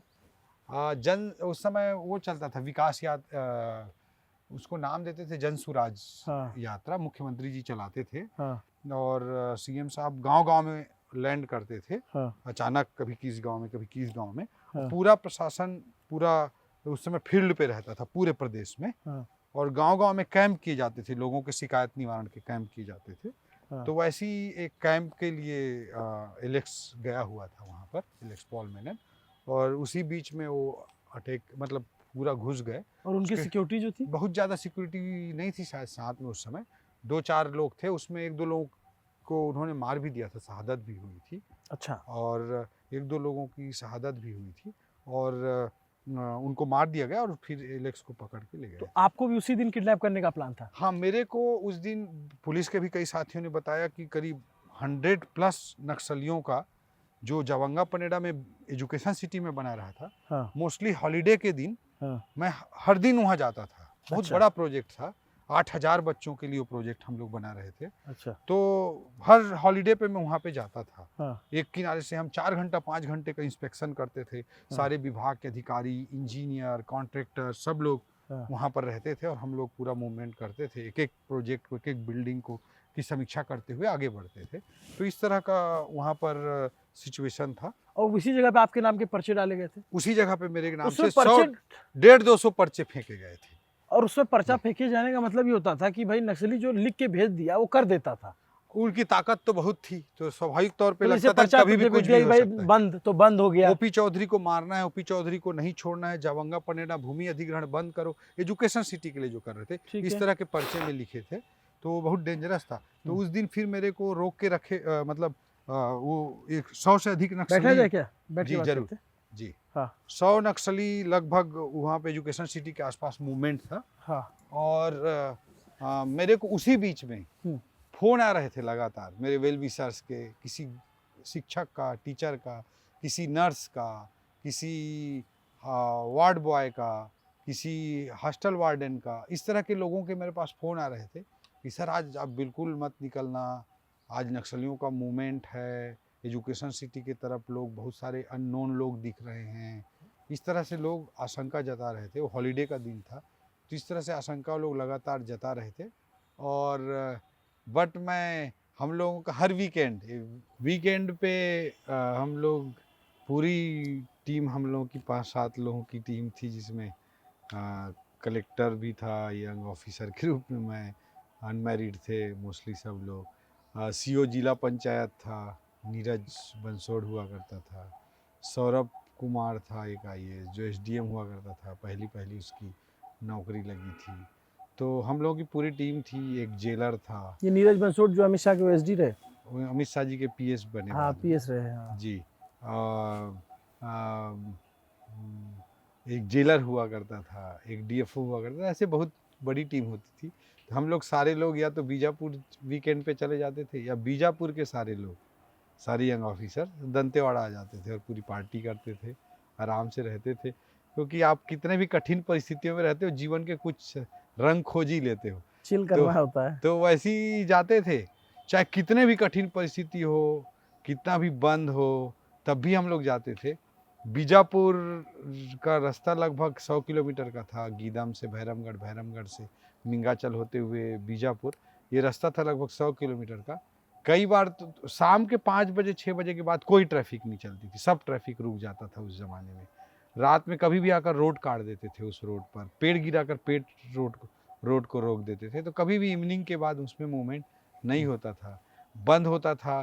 तो कई बार आप दिन में भी जा रहे हो, 100 किलोमीटर की दूरी, ऐसे जंगल जिसमें नीचे तक सूरज की रोशनी नहीं पहुंच रही है, बड़ा पतला सा रोड होता था, एनएच ही था बट बहुत पतला सा रोड होता था। वो आप 100 किलोमीटर लगभग चले जाते थे और सामने तरफ से एक भी गाड़ी नहीं आती थी। ऐसे भी सिचुएशन रहे हैं। और वो एरिया ऐसा है कि वो नेशनल हाईवे बीजापुर जाता है, बीजापुर से फिर भैरमगढ़ भोपालपट्टनम जाता है, भोपालपट्टनम से आगे तीमेड़ करके एक जगह थी, वहाँ पर जाकर नेशनल हाईवे ख़त्म हो जाता था। देश में ऐसा कोई नेशनल हाईवे हो जो नदी पे जाके ख़त्म हो जाए, वहाँ तक सभ्यता के जोड़ने की एक तरह से सड़क की जो यात्रा थी वो ख़त्म हो जाती थी। ऐसा सिचुएशन उस एरिया में रहता था। तो हम लोग या तो बीजापुर जाते थे, या बीजापुर वाली सारे अधिकारी लोग दंतेवाड़ा आते थे। तो मैं जब उस दिन हम लोग बीजापुर जा रहे थे, वीकेंड था, तो और ये जब सारे फ़ोन आ रहे थे, उस समय मैं गीदम और भैरमगढ़ के बीच में था, जंगलों के बीच में। और फोन आ रहा है कि नक्सली आपको उठा सकते हैं, किडनैप कर सकते हैं, और ऐसा आप एकदम क्लियरली नहीं बोल रहे थे, नक्सलियों का मूवमेंट है, आप घर से मत निकलना, एजुकेशन सिटी के पास बहुत सारे अननोन लोग देखे जा रहे हैं, आप घर से मत निकलना, ठीक है। कुछ डेंजर है लग रहा है, कुछ बड़ा कुछ हो रहा है लग रहा है। इस तरह के फ़ोन आ रहे थे, किसी नर्स का, किसी टीचर का, किसी हॉस्टल वार्डन का, जो मेरे वेल विशर थे, बड़े क्लोज लोग थे, ऐसे लोगों का फ़ोन आ रहा था। उसी बीच में मेरे को सीएम हाउस के लैंडलाइन नंबर से और ये फ़ोन कितने आया। बजे की घटना है? ये करीब मुझे लगता है 4-5 बजे के आसपास की घटना है। और आप ड्राइव करके बीजापुर जा रहे हो? हाँ, 3 लोग थे हम आप लोग। ऑलरेडी घर से बाहर निकल चुके हो? घर से बाहर था, मैं जंगलों के बीच में था, ऐसे सब फ़ोन आ रहे थे। और उसी बीच में सीएम हाउस के लैंडलाइन से फ़ोन आया, मैंने उठाया तो सुबोध कुमार साहब एक आईएएस अधिकारी थे, सीनियर अधिकारी, उनका वो थे लाइन पर। उन्होंने पूछा कि सुकमा कलेक्टर के बारे में कि एलेक्स किडनैप हो गया क्या। तो मेरे पैरों के नीचे की ज़मीन खिसक गई कि जितने लोग मतलब मुझे जो फ़ोन कर रहे थे वो सही है, कुछ न कुछ बड़ा कुछ होने वाला है। और मैं एकदम थर्रा गया कुछ सेकंड के लिए। मैंने लेकिन ये नहीं बताया मैं जंगल के बीच में हूँ या कुछ हूँ। तो मैंने उनको बोला हाँ मैं पता करके बताता हूँ, मुझे आइडिया नहीं है। मैंने तुरंत फिर एक एसडीएम हुआ करते थे वैद, तो सुकमा के एसडीएम थे, वो उसको मैंने तुरंत फ़ोन लगाया। तो उसने फिर रोते हुए बताया कि हाँ मैं एलेक्स पॉल मेनन के साथ में था, पीएसओ को मार दिए और साहब को सर को उठाकर ले गए हैं, मुझे छोड़ दिए, वापस भागो तुम करके। और वो रोते हुए मेरे को बताया। और मेरे को ऐसे लगा कि अब बस मैं भी कुछ ना कुछ बड़ा प्लान है जिसमें मैं भी पकड़े ही जाने वाला हूँ। तो फिर हम लोगों ने 3 लोग थे, हम लोग 3 यंग लोग थे, कोई सिक्योरिटी नहीं कुछ नहीं, वैसे ही मूवमेंट करते थे अंदर एरिया में। तो फिर हमने डिस्कस किया करें क्या। हड़बड़ाहट सी हो गई, डर सा हो गया, एकदम डर सा हो गया। फिर क्या करें टाइप से बात हुई चंद मिनटों के बीच में। तो मुझे लगा कि हम लोगों को ट्रेस कर चुके होंगे कि हम घर से निकले हैं, ये इन्फॉर्मेशन इंटेलिजेंस सिस्टम से अपने गैदर कर चुके होंगे और गीदम से हम बीजापुर की तरफ बढ़े हैं। वो जब अगर आपके लिए इतना बड़ा प्लान अगर हो रहा हो किडनैप वगैरह करने का, तो आपके हर चीज़ को हर मूवमेंट को वॉच करते रहते हैं। ये भी उनको पता रहा हो कि वीकेंड पे या तो बीजापुर जाते हैं या दंतेवाड़ा से बीजापुर या बीजापुर से दंतेवाड़ा ये लोग आना जाना करते हैं, ये भी उनको पता ही रहा होगा। और घर से निकले गीदम के वो हर पॉइंट पे लोग लगा के रखे रहे होंगे इन्फॉर्मेशन के लिए कि किधर निकले, कौन सी गाड़ी से गए हैं एंड ऑल। तो इसलिए हमको लगा कि हम ट्रैप हो चुके होंगे, हम कैप्चर हो चुके होंगे उनके इन्फॉर्मेशन रडार में। और हो सकता है ये आगे भैरमगढ़ से आगे बीजापुर के बीच में मिंगाचल का एरिया था, बहुत ही खतरनाक और सेंसिटिव एरिया था। उसमें कभी भी रोड काट जाया करते थे, कभी भी पेड़ गिरा दिया करते थे। कई पेड़ थे जो उनके पर्चा डालने के लिए नोटिस बोर्ड की तरह हुआ करते थे। तो हमको लगा कि मिंगाचल के आसपास आगे भैरमगढ़ के आगे हो सकता है कि हमको पकड़ने की प्लानिंग होगी। दूसरे तरफ सरकार को हम कैसे बोलेंगे कि कैसे तुम लोग मूव कर रहे हो, ये भी थोड़ा सा बिना सुरक्षा के, सारा सुरक्षा छोड़ दिया, प्रोटोकॉल तोड़ के कैसे तुम लोग मूव कर रहे हो, कहीं हमको लेकर मतलब नाराजगी ना हो ऊपर में। ऐसा भी एक थोड़ा सा एक ऑफिशियल फीलिंग भी हल्का सा था। बट फिर उस बीच में हमने सोचा कि अगर हम ट्रेप्स हो चुके होंगे और हम भैरमगढ़ की ओर जा रहे हैं, भैरमगढ़ से आगे बीजापुर की ओर जा रहे होंगे, उनकी इन्फॉर्मेशन रडार में आ चुका होगा, तो उसी बीच में एक रोड मुड़ता था लेफ्ट में, जो फरसपाल निकलता था, महेंद्र कर्मा जी का गांव। और फरसपाल से एक अल्टरनेटिव रोड था जिससे दंतेवाड़ा वापस जा सकते थे हम लोग। पूरा घनघोर जंगल था, बहुत सेंसिटिव एरिया था वो नक्सल पॉइंट ऑफ व्यू से। लेकिन मैंने जैसे कहा कि अनप्रिडिक्टेबल मूवमेंट है, वही आपकी सुरक्षा है। तो हमने सोचा कि यार कोई ये तो इमेजिन नहीं करेगा कि इस फरसपाल वाले जंगल में घुस जाएंगे। अगर वो कुछ कुछ पॉइंट्स पे आपको ट्रेस भी कर रहे होंगे तो इतना कोई ट्रेस नहीं कर पाएगा कि इस एरिया में घुस, नोबडी कैन प्रेडिक्ट, इस तरह का एरिया था। मतलब उनके घर के रास्ते से आप चले जाओगे, कलेक्टर आ जाएगा, ये नहीं भरोसा। हाँ, उनको इतना मुझे लगा कि इतना तो नहीं सोचे होंगे, चलो हम इधर ही घुस जाते हैं। और वो कोर नक्सल एरिया था, घनघोर जंगल एरिया था। वहाँ से मतलब गीदम से भैरमगढ़ के बीच से वो लेफ्ट में कटता था, लेफ्ट में कट के फरसपाल की ओर निकलता था। उसी रोड से फरसपाल की तरफ से होते हुए हम दंतेवाड़ा जा सकते थे। हमने उस रूट पे घुसा दिया गाड़ी को और पूरा जितनी स्पीड से स्कॉर्पियो गाड़ी थी वाइट कलर की, जितनी स्पीड से हम चला सकते थे उतनी तेज़ी से हम लोगों ने गाड़ी चलाई। और करीब 20-25 मिनट के अंदर, बहुत दूरी थी फिर भी फुल स्पीड से जितना हम एक्सीलरेटर को दबा सकते थे उतना दबा रहे थे। और वो उतनी तेज़ी से निकलते हुए हम लोग पहुँच गए घर। तो बड़ी राहत की सांस लगी कि हाँ हम बच गए हैं टाइम। मतलब अभी आप बहुत मुस्कुराते हुए बता रहे हैं, लेकिन उस समय तो एकदम जो है जी धक हो गया होगा। अलग ही जैसे हम हॉरर मूवी देखते हैं तो जो 2-3 घंटे की जो फीलिंग रहती है वो ऑलमोस्ट हर टाइम पे वो उस साइकोलॉजी में आदमी रहता है। आपका पड़ोसी जिले का कलेक्टर अगवा कर लिया गया है जी, उसके जवान मार दिए गए हैं जी, आपको सूचना आ रही लगातार कि घर से नहीं निकलना है जी, और कलेक्टर साहब एकदम फुल एकदम एडवेंचर में। नहीं, आपके पास कोई चॉइस ही नहीं रहता। आप उस जिंदगी को जब जीते रहते हैं तो आप इसी तरह की चीज़ें करते रहते हैं, आपके पास बहुत ज़्यादा चॉइसेस नहीं होते हैं। बड़े भाई आप बोले थे AK-47 लेकर के रहते थे, तो आप IAS तो AK-47 नहीं चलाना जानते, आप कैसे सीखे? हम लोग हर संडे को मोटा-मोटी जाके बहुत बार प्रैक्टिस करते थे अच्छा, कि वहाँ पर तो कभी भी किसी चीज़ की ट्रेनिंग में ज़रूरत तो नहीं चलाती ना आपसे अगर नहीं, नहीं? थोड़ा वेपन प्रैक्टिस ट्रेनिंग में मसूरी में भी थोड़ा बहुत होता है। छोटे गन से होता है? छोटे पिस्टल वगैरह से होता है, हाँ, बट AK-47 तो ऑब्वियसली वहाँ नहीं चलवाते थे ट्रेनिंग एकेडमी में, बट वहाँ नक्सल एरिया में थे।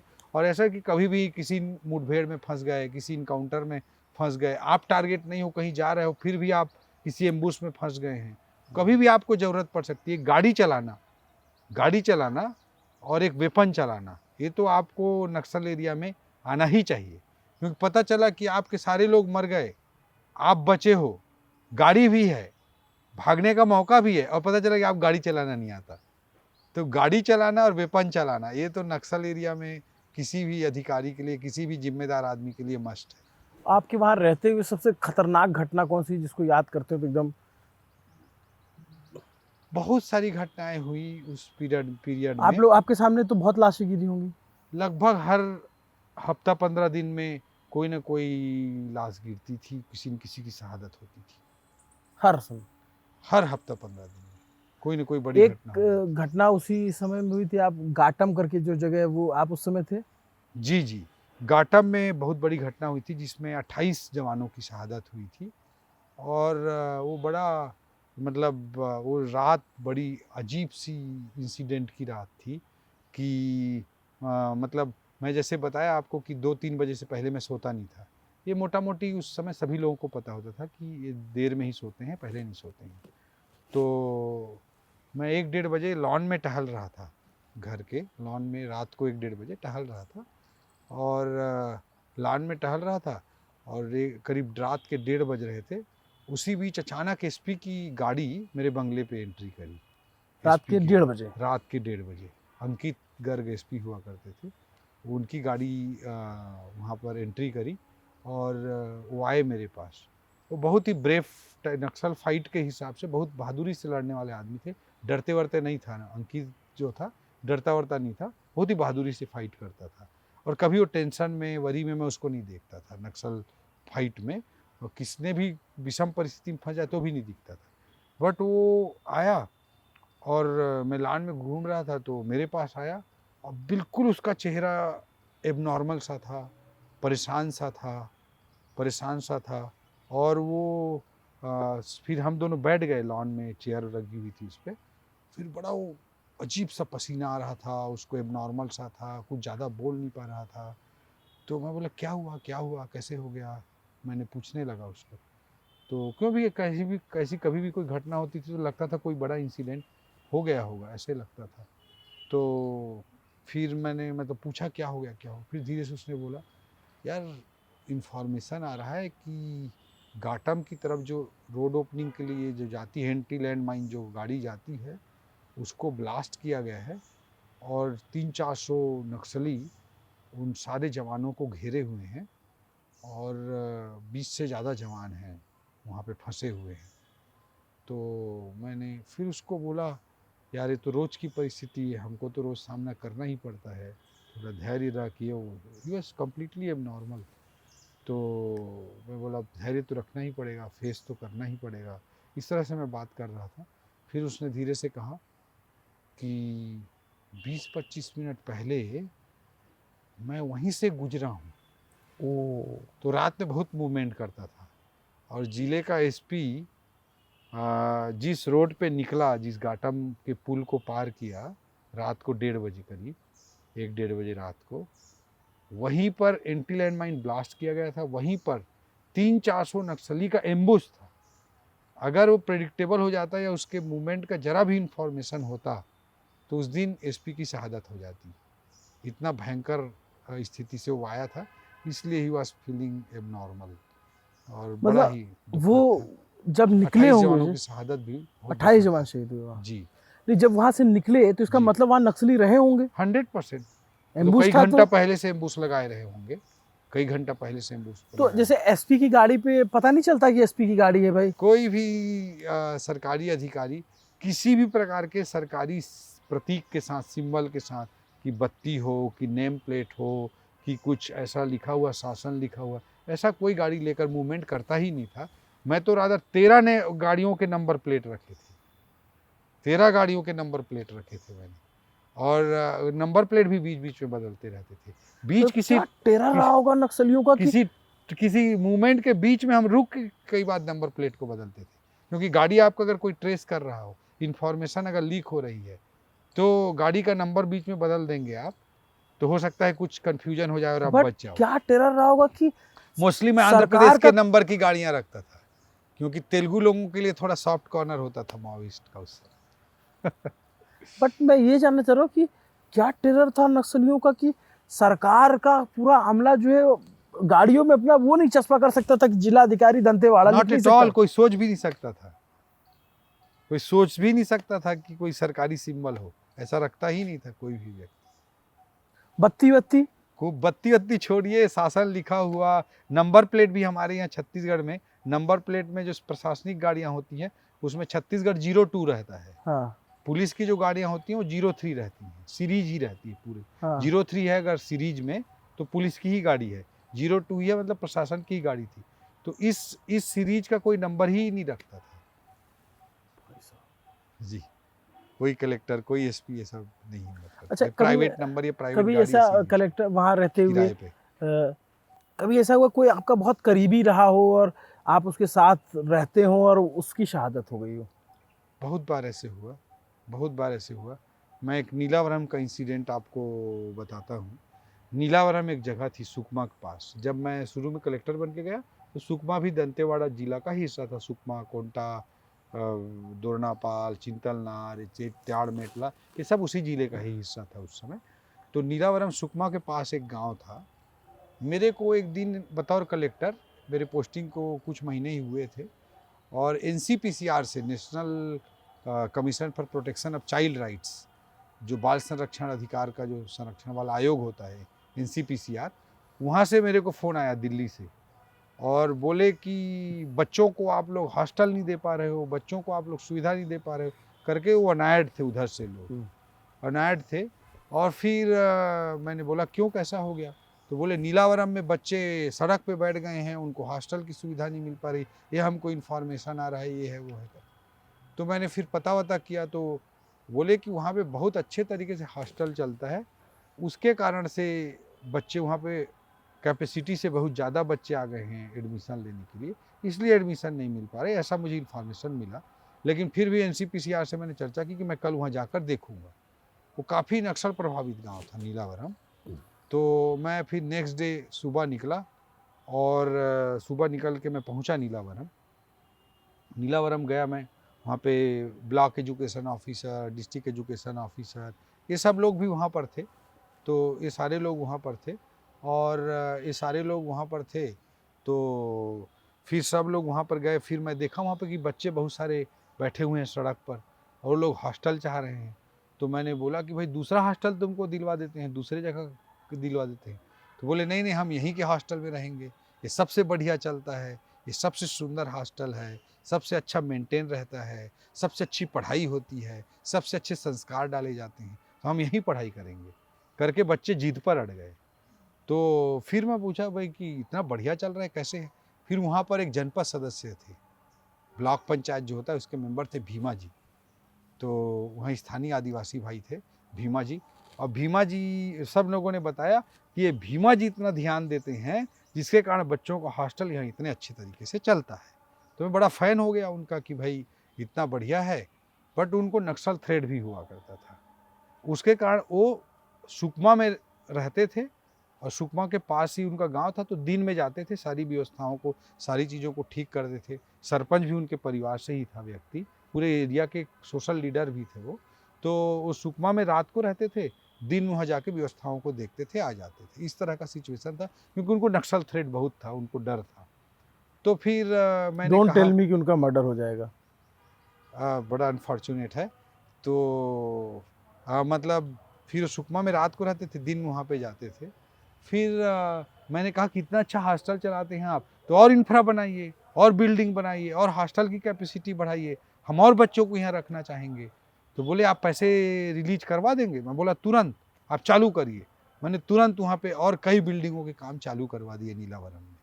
और उसी के पास में हीता मेटा था, वहाँ पे 500 सीटर एक अलग रेसिडेंशियल हॉस्टल पोटा केबिन जिसको बोलते थे, वो भी बनवाने का मैंने आदेश कर दिया, 500 सीटर उसके पास के गांव में। बट वहाँ नीलावरम में भी तो बोले मैं क्या बनाऊँ, कितना बना सकता हूँ, कितने लाख का बना, आप जितना बना सकते हो उतना बनाइए। तो teacher quarter, extra hostel, extra बच्चों के लिए सुविधाएं, वो सब बनाने का मैं तत्काल आके उनको 1-2 दिन के अंदर सैंक्शन दे दिया और वो बनवाना चालू कर दिया। बनवाना चलता रहा, कई महीने बीत गए और वो पूरा हॉस्टल बनवा लिए, सब कुछ हो गया। बच्चे भी की कैपेसिटी भी बढ़ गई, बच्चे रहने भी लग गए। फिर वो एक दिन आए मेरे पास, आते रहते थे बीच बीच में, फिर एक दिन आए और फिर मेरे को बताया कि सब कुछ हो गया। बहुत ऐसा मूवमेंट नहीं था मैं जहाँ फ्रीक्वेंटली जा सकता था। जिस दिन मैं पहली बार नीलावरम गया था उस दिन भी इंटेलिजेंस इनपुट आया था कि उस दिन भी नक्सली वहाँ पहुँच गए थे, मगर ज़्यादा कुछ कैजुअल होता तो मुझे कुछ भी हो सकता था उस दिन भी वहाँ पर, ऐसा इनपुट था इंटेलिजेंस से। तो बड़ा सेंसिटिव वहाँ था, तो मैं बहुत ज़्यादा मूवमेंट नहीं करता था, बट वो आके बताते रहते थे अब ये बन गया है, अब कैपेसिटी बढ़ा लिए हैं, कुछ अधिकारियों को भेज देता था, नीचे वाले कर्मचारियों को भेज देता था, हमने सब कुछ सिस्टम बना दिया। फिर वो एक दिन आए और बोले सब कुछ हो गया, मैं बोला और कुछ बनाओ, नया कुछ बनाओ।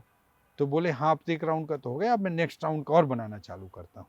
फिर मैंने बोला जो भी आप प्लान करो, 50 लाख का, 1 करोड़ का, जितना भी हम पैसे की व्यवस्था करेंगे किसी योजना से, आप करना चालू करो। ये सब मैं बात किया और वो उन्होंने उस दिन बताया कि मैं अब तो गांव में ही रहता हूँ। तो मैं बोला कि आपके लिए तो थ्रेट था, आपकी जान को खतरा था। तो उन्होंने बोला नहीं नहीं, मेरा थोड़ा बात हो गया है, सब गांव वाले आसपास के सब लोग मेरा समर्थन करते हैं, तो बात हो गया, कोई कुछ नहीं करेगा, ये सब लोग बोल रहे हैं, इसलिए अब मैं गांव में ही रहता हूँ। और वो चले गए उस दिन, फिर वो अपने गांव चले गए नीलावरम में, और उसी रात को उनकी हत्या हो गई जिस दिन मेरे से मिलकर गए थे। तो ऐसे मतलब अनेक इंसिडेंट होते थे। एक कैसे मारा?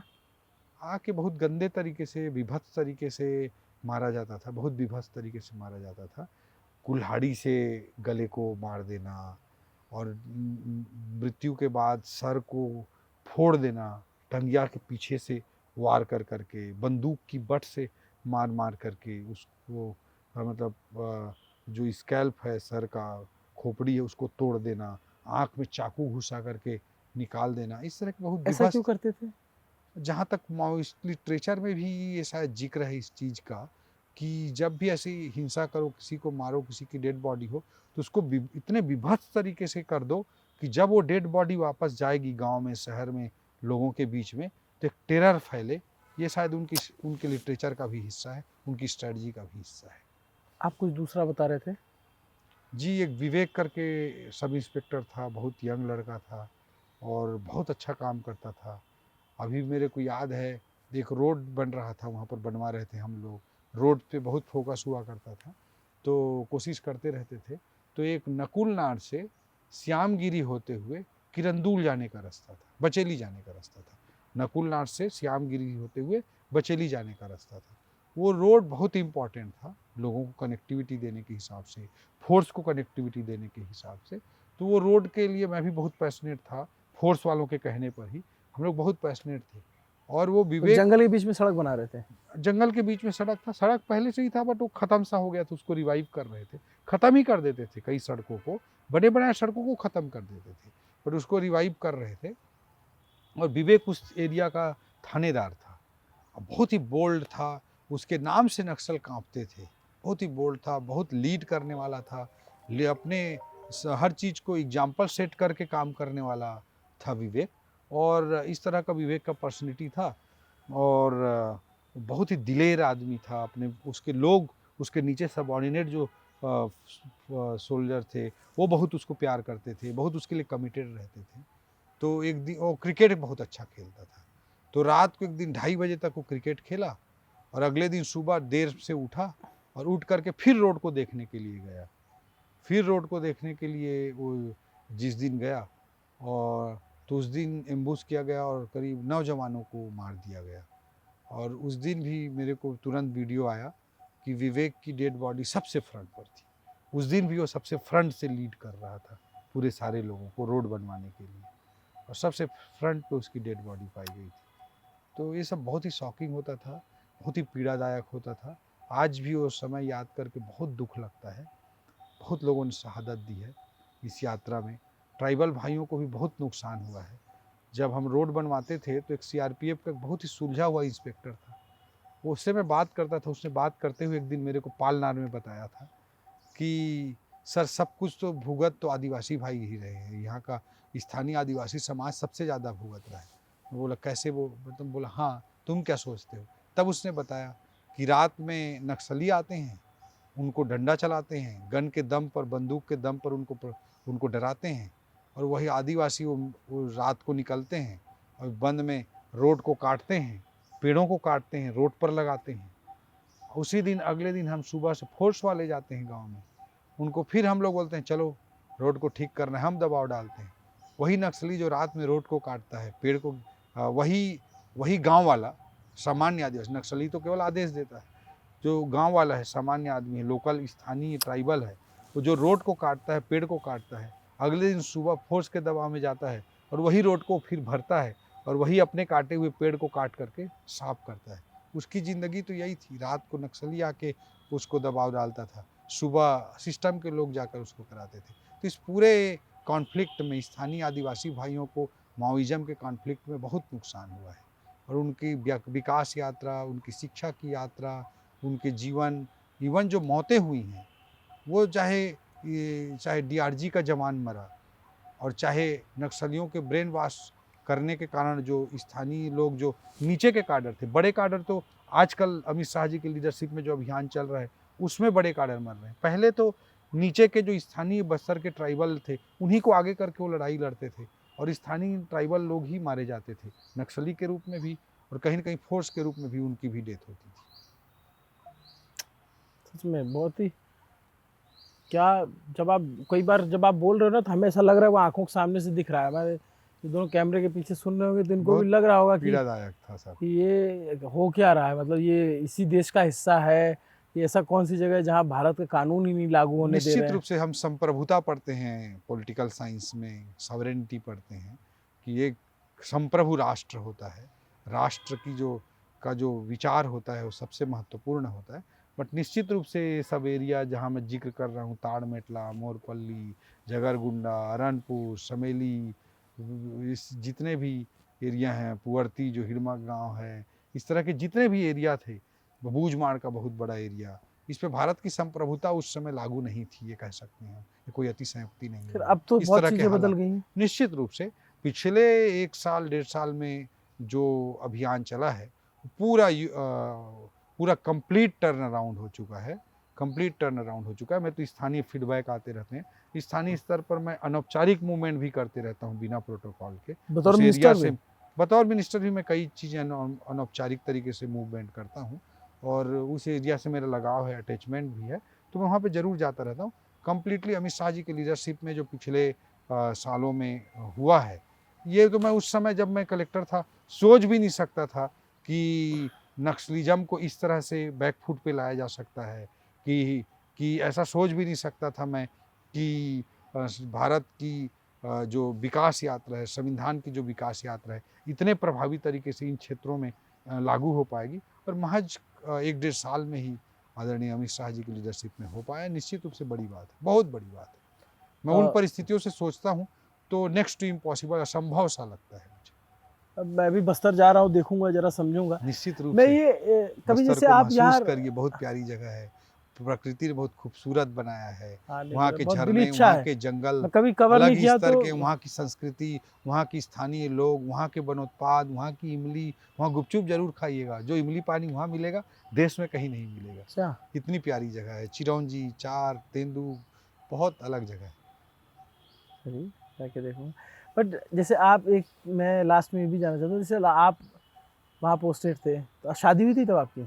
अब मेरी शादी नहीं हुई थी डेट कर रहे थे? जब, हाँ, हम मतलब अफेयर था मेरा हाँ, अदिति से। नहीं तो घर वाले डरते नहीं थे आपसे? हाँ, मतलब थोड़ा तो रहता ही था। माँ तो मेरी, जैसे माँ आपकी जाती थी, कभी ऐसा हुआ कि वो लोग इफेक्ट हुए हो बतौर कलेक्टर? जी, माँ मेरी कम आती थी, ज़्यादा नहीं आती थी। अभी भी वो मेरे मतलब गाँव की ज़िंदगी में ज़्यादा रची बसी है, तो गाँव में रहना ज़्यादा उनको अच्छा लगता है। बट 3-4 बार आई मेरे पास दंतेवाड़ा, और जब पहली बार आई थी तो बहुत बड़ा इंसिडेंट हो गया था। क्या? वो बोले कि उनको जंगल देखने का सब अच्छा लगता है उनको भी, तो गांव के हैं तो उनको अच्छा लगता है। तो मेरा एक दोस्त था, स्थानीय ड्राइवर था, मेरा छोटा भाई था, माँ थी, ये लोग बारसूर गए घूमने के लिए। बारसूर अच्छी जगह है, रमणीक जगह है, वहाँ सात धार है, इंद्रावती का दृश्य अद्भुत लगता है। आप जा रहे हैं तो ज़रूर बारसूर के पॉइंट से अबूझ माड़ की ओर निहारिएगा, और जो है इंद्रावती का दृश्य बनता है वो अपने आप में अद्भुत रमणीय दृश्य है। तो उस क्षेत्र में गए मेरी माँ, लेकिन उनको बहुत डेंस फॉरेस्ट नहीं दिखा, तो बोले और डेंस फॉरेस्ट होगा, हम सोच रहे थे। तो मेरे दोस्त और ड्राइवर लोग सोचे चलो इनको और अच्छा डेंस फॉरेस्ट दिखाते हैं। उस समय बड़ा सेंसिटिव रूट था, लेकिन ये लोग बारसूर से मारडूम होते हुए जो चित्रकूट जाते हैं उस रूट पर ये लोग ले गए, चले वाटरफॉल गए, जहाँ पे है। जहाँ पे बहुत ही भारत का सबसे बड़ा सबसे चौड़ा वाटरफॉल बोल सकते हैं, वो है भारत का नियाग्रा कह सकते हैं आप उसको, बहुत ही विड्थ के साथ है, इंद्रावती नदी पर चित्रकूट का वाटरफॉल। तो उस बीच में मारडूम घाट पड़ता है, वो जो बहुत ही घनघोर जंगल है, बहुत ही घनघोर जंगल है, सेंसिटिव एरिया भी था, बट ये लोग दुस्साहस करके उसमें उस रूट पे एंट्री कर गए, उस रूट पे चले गए। और जैसे ही जा रहे थे तो ये एरिया जो मारडूम घाट है वो मार डिवीजन में आता था, नक्सलियों के एरिया डिवीजन के हिसाब से मार डिवीजन में आता था। तो वहाँ पर जब गए तो बीचों बीच, द मारडूम घाट के बीचों बीच इन लोगों की गाड़ी, स्कॉर्पियो गाड़ी थी, जैसे पहुँची, स्कॉर्पियो गाड़ी जैसे ही पहुँची इनकी, तो वहाँ पे बंद था मार डिवीजन का, और वो पर्चा चपकाने के लिए आए हुए थे उनके काडर के लोग, नक्सली लोग। और ओह! तुरंत उनको गाड़ी दिखी, और हाँ। गाड़ी दिखी तो उनको भी कुछ छुपने का या कुछ स्पेस नहीं था, तो उन्होंने सीधा 2 लोग गन तान के खड़े हो गए बीच सड़क पर। और आपकी मदर उस गाड़ी में थी? माँ मेरी गाड़ी पर थी, मेरा छोटा भाई उस गाड़ी पर था, और बीचों बीच सड़क पे 2 लोग गन तान के खड़े हो गए।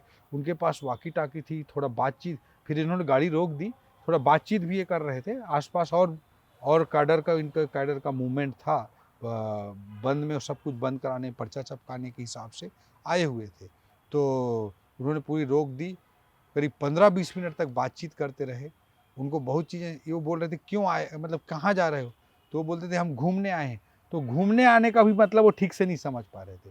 तो बंद है तो यहाँ क्यों आए हो, तो वो बोल रहे थे कि हम टूरिस्ट हैं, बोलना चाह रहे थे हम बारसूर आए थे, बारसूर दर्शनीय स्थल है, वहाँ गणेश जी की एक सिंगल स्टोन से बनी हुई एशिया की, दुनिया की सबसे बड़ी प्रतिमा है, वहाँ बत्तीसा मंदिर है, वहाँ सात धार है, बहुत ही प्यारी जगह है ऐतिहासिक रूप से भी। नागवंशियों का उस क्षेत्र में राज रहा है, इतिहास में जाएंगे तो बहुत सारी विरासतें हैं वहाँ की। तो उसके देखने के लिए आए थे बारसूर को। अब बारसूर के बाद चित्रकूट का झरना देखेंगे, इसलिए जा रहे हैं। उनको समझ ही नहीं आ रहा था, फिर धीरे से समझ में आया, एक महिला के रूप में मेरी माँ थी, तो इसलिए उनको कुछ ज़्यादा शक वक नहीं हुआ।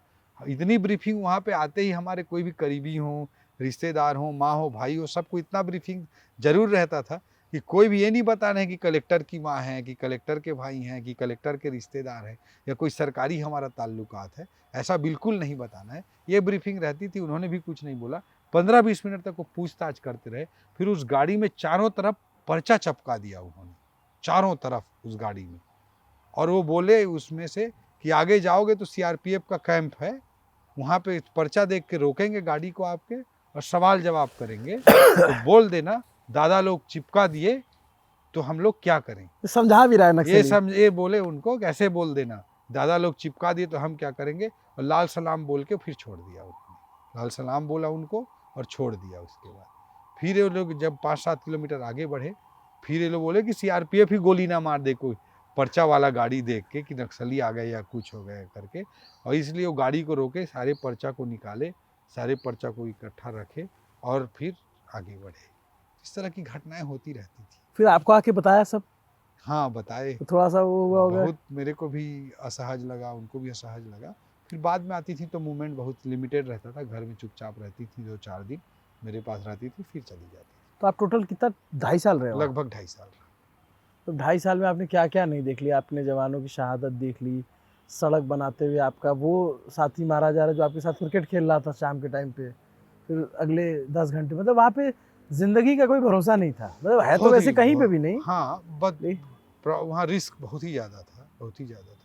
और ऐसा होता है ना कि आप किसी बीमारी से मरते हैं या किसी एक कुछ बड़े कारण से डेथ होती है, तो तो कहीं ना कहीं आप उसके लिए मेंटली भी प्रिपेयर्ड होते हैं और उसको एक्सेप्ट करने में भी हाँ, दिक्कत नहीं होती। लेकिन आप सब कुछ हैं, भले चंगे हैं, स्वस्थ हैं, आप सब कुछ बढ़िया चल रहा है और अचानक एक गोली के शिकार हो जाते हैं, तो अलग ही दर्द इवन होता है। मेरे सीआरपीएफ के भी दोस्त हैं, मैं उनसे बात करता था तो बोलते थे यार कश्मीर में जैसे मान लीजिए चल रहा था सब कुछ, पहले पत्थरबाजी थी तो बोले यार कश्मीर में तो हमको दिखता तो है कि सामने से पत्थर आ रहा है, जी या मतलब मान लीजिए कहीं फायर ऑफ एक्सचेंज होने लग गया तो वो जी भी दिख रहा है कि सामने बैठा है या कहीं से फायर आ रहा है, उधर ही टारगेट है, उधर ही अटैक करना है। जी। बोले यहाँ ड्यूटी करना तो इतना टफ था, पता ही नहीं चलता था कहाँ से फायर आ जाएगा। क्योंकि वो जंगल ही अलग तरह का है, टोपोग्राफी अलग है, बहुत ही घनघोर जंगल है और टोपोग्राफी एकदम अलग है और टोपोग्राफी का वो बहुत इस्तेमाल करते हैं।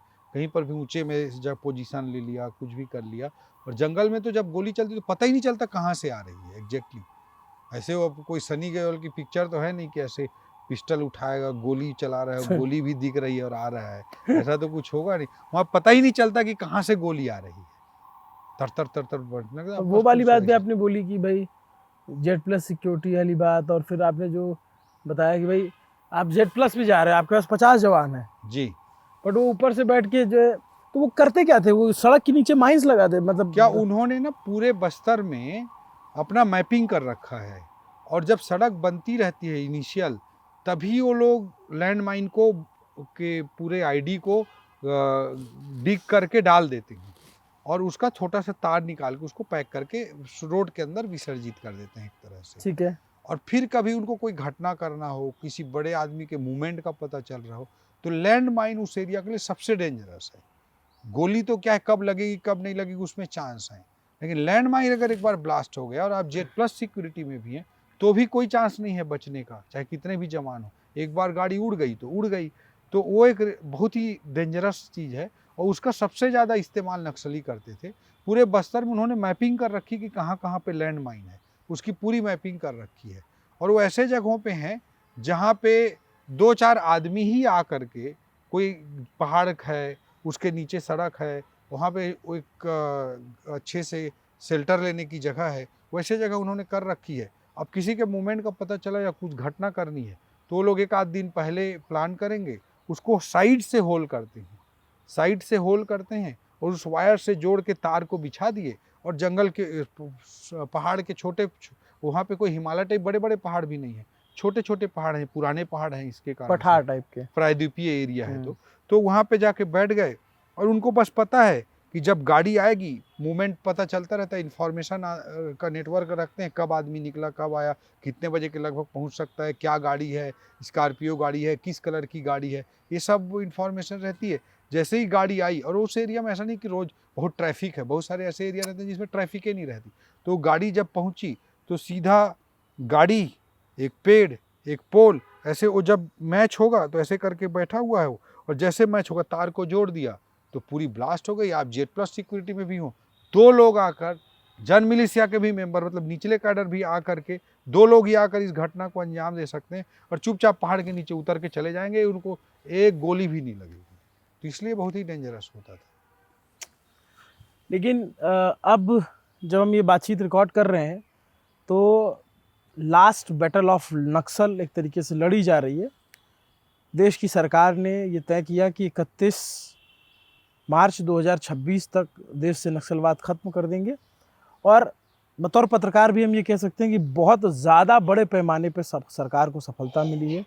गृह मंत्री के नेतृत्व में जो चीज़ हो रही है वो बहुत ही एक अलग तरीके की, बहुत लोग कल्पना से परे है कि ये हो कैसे जा रहा है, क्योंकि बड़े बड़े काडर जो इनके बड़े बड़े नक्सली कमांडर थे जिनकी सिर्फ कहानियाँ सुनी थी, कलेक्टर से लेके एसपी से लेके आईजी तक ने किसी ने देखा नहीं था, या तो वो इनकाउंटर में मारे जा चुके हैं वो, या तो फिर वो सरेंडर कर रहे हैं। और टेक्निक और कोऑर्डिनेशन का जो समन्वय है वो बहुत अद्भुत है। जब हम वो रिपोर्ट करेंगे तो उसमें उसके बारे में अलग से चर्चा करेंगे। लेकिन हाँ, कुछ अलग तरीके का हो रहा है, इसलिए मैंने कहा कि कम से कम ये एक बातचीत आपसे ज़रूरी कर ली जाए कि पता तो चले कि जो था वो क्या था। जी हाँ, उस समय को मैं सोचता हूँ तो आज जो कुछ हो रहा है वो मुझे संभव ही नहीं दिखता था, असंभव ही लगता था।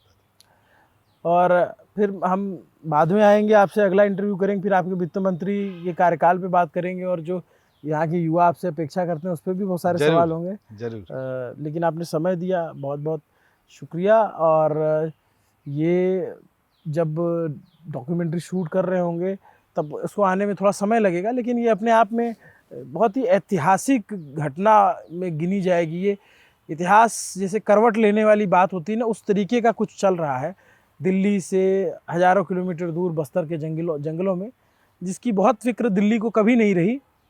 लेकिन अब एक आशंका है ओपी जी, मतलब अब जो है ये कह रहे हैं कि नक्सली तो मार दिए जाएंगे, फिर ला करके बड़े औपनिवेशिक घराने जो हैं उनको बस्तर के जंगल सौंप दिए जाएंगे ताकि वहाँ से माइनिंग हो सके। एक जो आम चर्चा है, और ख़ास करके जो मैं कुछ फेसबुक और ये पोस्ट देखता रहता हूँ, इनको एड्रेस करना चाहेंगे? देखिए, जिन लोगों को अफवाह फैलानी है, जिन लोगों को ब्लेम गेम की पॉलिटिक्स करनी है, जिन लोगों को नक्सलिज्म सूट कर रहा था, कुछ ऐसे भी पॉलिटिकल लोग हैं जिनको नक्सलिज्म सूट कर रहा था, वो लोग तो कुछ भी अफवाह फैलाने की कोशिश करते ही रहेंगे। जब नक्सलवाद से वहाँ की स्थानीय ट्राइबल का इतना नुकसान हो रहा था, वहाँ का विकास इस तरह से अवरुद्ध हो गया था, वहाँ पर स्कूल तोड़े जा रहे थे, आंगनवाड़ी नहीं बन पाते थे, एक एक कोई सड़क, बिजली कुछ नहीं पहुंच पाता था, हैजा और मलेरिया जैसे बीमारियों से हजारों लोग मर जाते थे। उस तरह की स्थिति को भी लोग कहीं ना कहीं जस्टिफाई करते हुए कई लोग दिखते थे।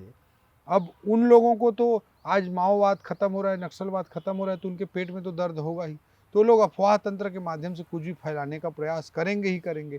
मैं इतना कह सकता हूँ कि नरेंद्र मोदी जी के नेतृत्व में भारत आगे बढ़ रहा है, छत्तीसगढ़ आगे बढ़ रहा है हमारे मुख्यमंत्री जी, प्रधानमंत्री जी की प्रेरणा से। वैसी बस्तर भी निश्चित रूप से आगे बढ़ेगा, और वहाँ के स्थानीय लोगों का ध्यान रखते हुए निश्चित रूप से हमारे प्रधानमंत्री जी के नेतृत्व में, हमारे मुख्यमंत्री जी के नेतृत्व में निश्चित रूप से एक बैलेंस विकास ही होगा वहाँ के। बट लोगों को आशंका होती है ना, मैं इसलिए ये पूछ रहा हूँ। अब ये तो वो लोग हैं अब जो आशंका ऐसे, जो इस तरह आशंका के कहाँ से आते नैरेटिव हैं? गढ़ रहे नहीं, हैं नैरेटिव वाली बात नहीं कि कि जी, भाई वो बात आती है जैसे हसदेव का जंगल काटे जा रहे हैं, वहाँ जी। पे माइंस आ रही हैं। अब ये बात है कि भाई कांग्रेस की सरकार थी तब भी ये चीज़ हुआ, बीजेपी की सरकार थी तब भी ये, उसके क्या प्रावधान है उसकी कोई बात नहीं होती है। तो एक आशंका आती है ना कि हसदेव को अडानी को दे दिया तो बस्तर भी अडानी को दे देंगे, इस तरीके की बातें हैं। ये तो जो अफवाह फैला रहे हैं, जो बातें कर रहे हैं, वो लोग हैं जिनको नक्सलिज्म सूट कर रहा था, वो इस तरह के अफवाह फैलाते रहते हैं। मैं इतना कह सकता हूँ कि मोदी जी के नेतृत्व में, हमारे मुख्यमंत्री जी के नेतृत्व में एक बैलेंस विकास ही भारत देश में और छत्तीसगढ़ में होगा। चलिए, तो आपको ये पूरी बातचीत कैसी लगी कमेंट करके ज़रूर बताइएगा। जय जवाहर। अ, छत्तीसगढ़ से बहुत सारी रिपोर्ट्स आपको देखने को मिलने वाली है हमारे चैनल पे, न्यूज़ पेज पे। एक डॉक्यूमेंट्री भी आने वाली है, उसका भी इंतज़ार कीजिए। और बस्तर कैसा है, हम कोशिश करेंगे कि उस बस्तर को आपके सामने लेकर आएँ जिसमें नक्सलवाद नहीं होगा, जिसमें बस्तर की मासूमियत है, जिसमें बस्तर की प्राकृतिक सौंदर्यता है। तो उसकी भी हमारी कोशिश रहेगी। नमस्ते, अभिनव पांडे नाम है मेरा, कैमरे के पीछे मेरे साथी तौफीक और असद हैं। देखते रहिए न्यूज़ पिंच, और हमारा ये नया प्रोग्राम रूट कास्ट आपको कैसा लग रहा है इसको भी कमेंट करके बताइएगा। शुक्रिया, थैंक यू ओपी जी। अरे थैंक यू, धन्यवाद, जय जवाहर।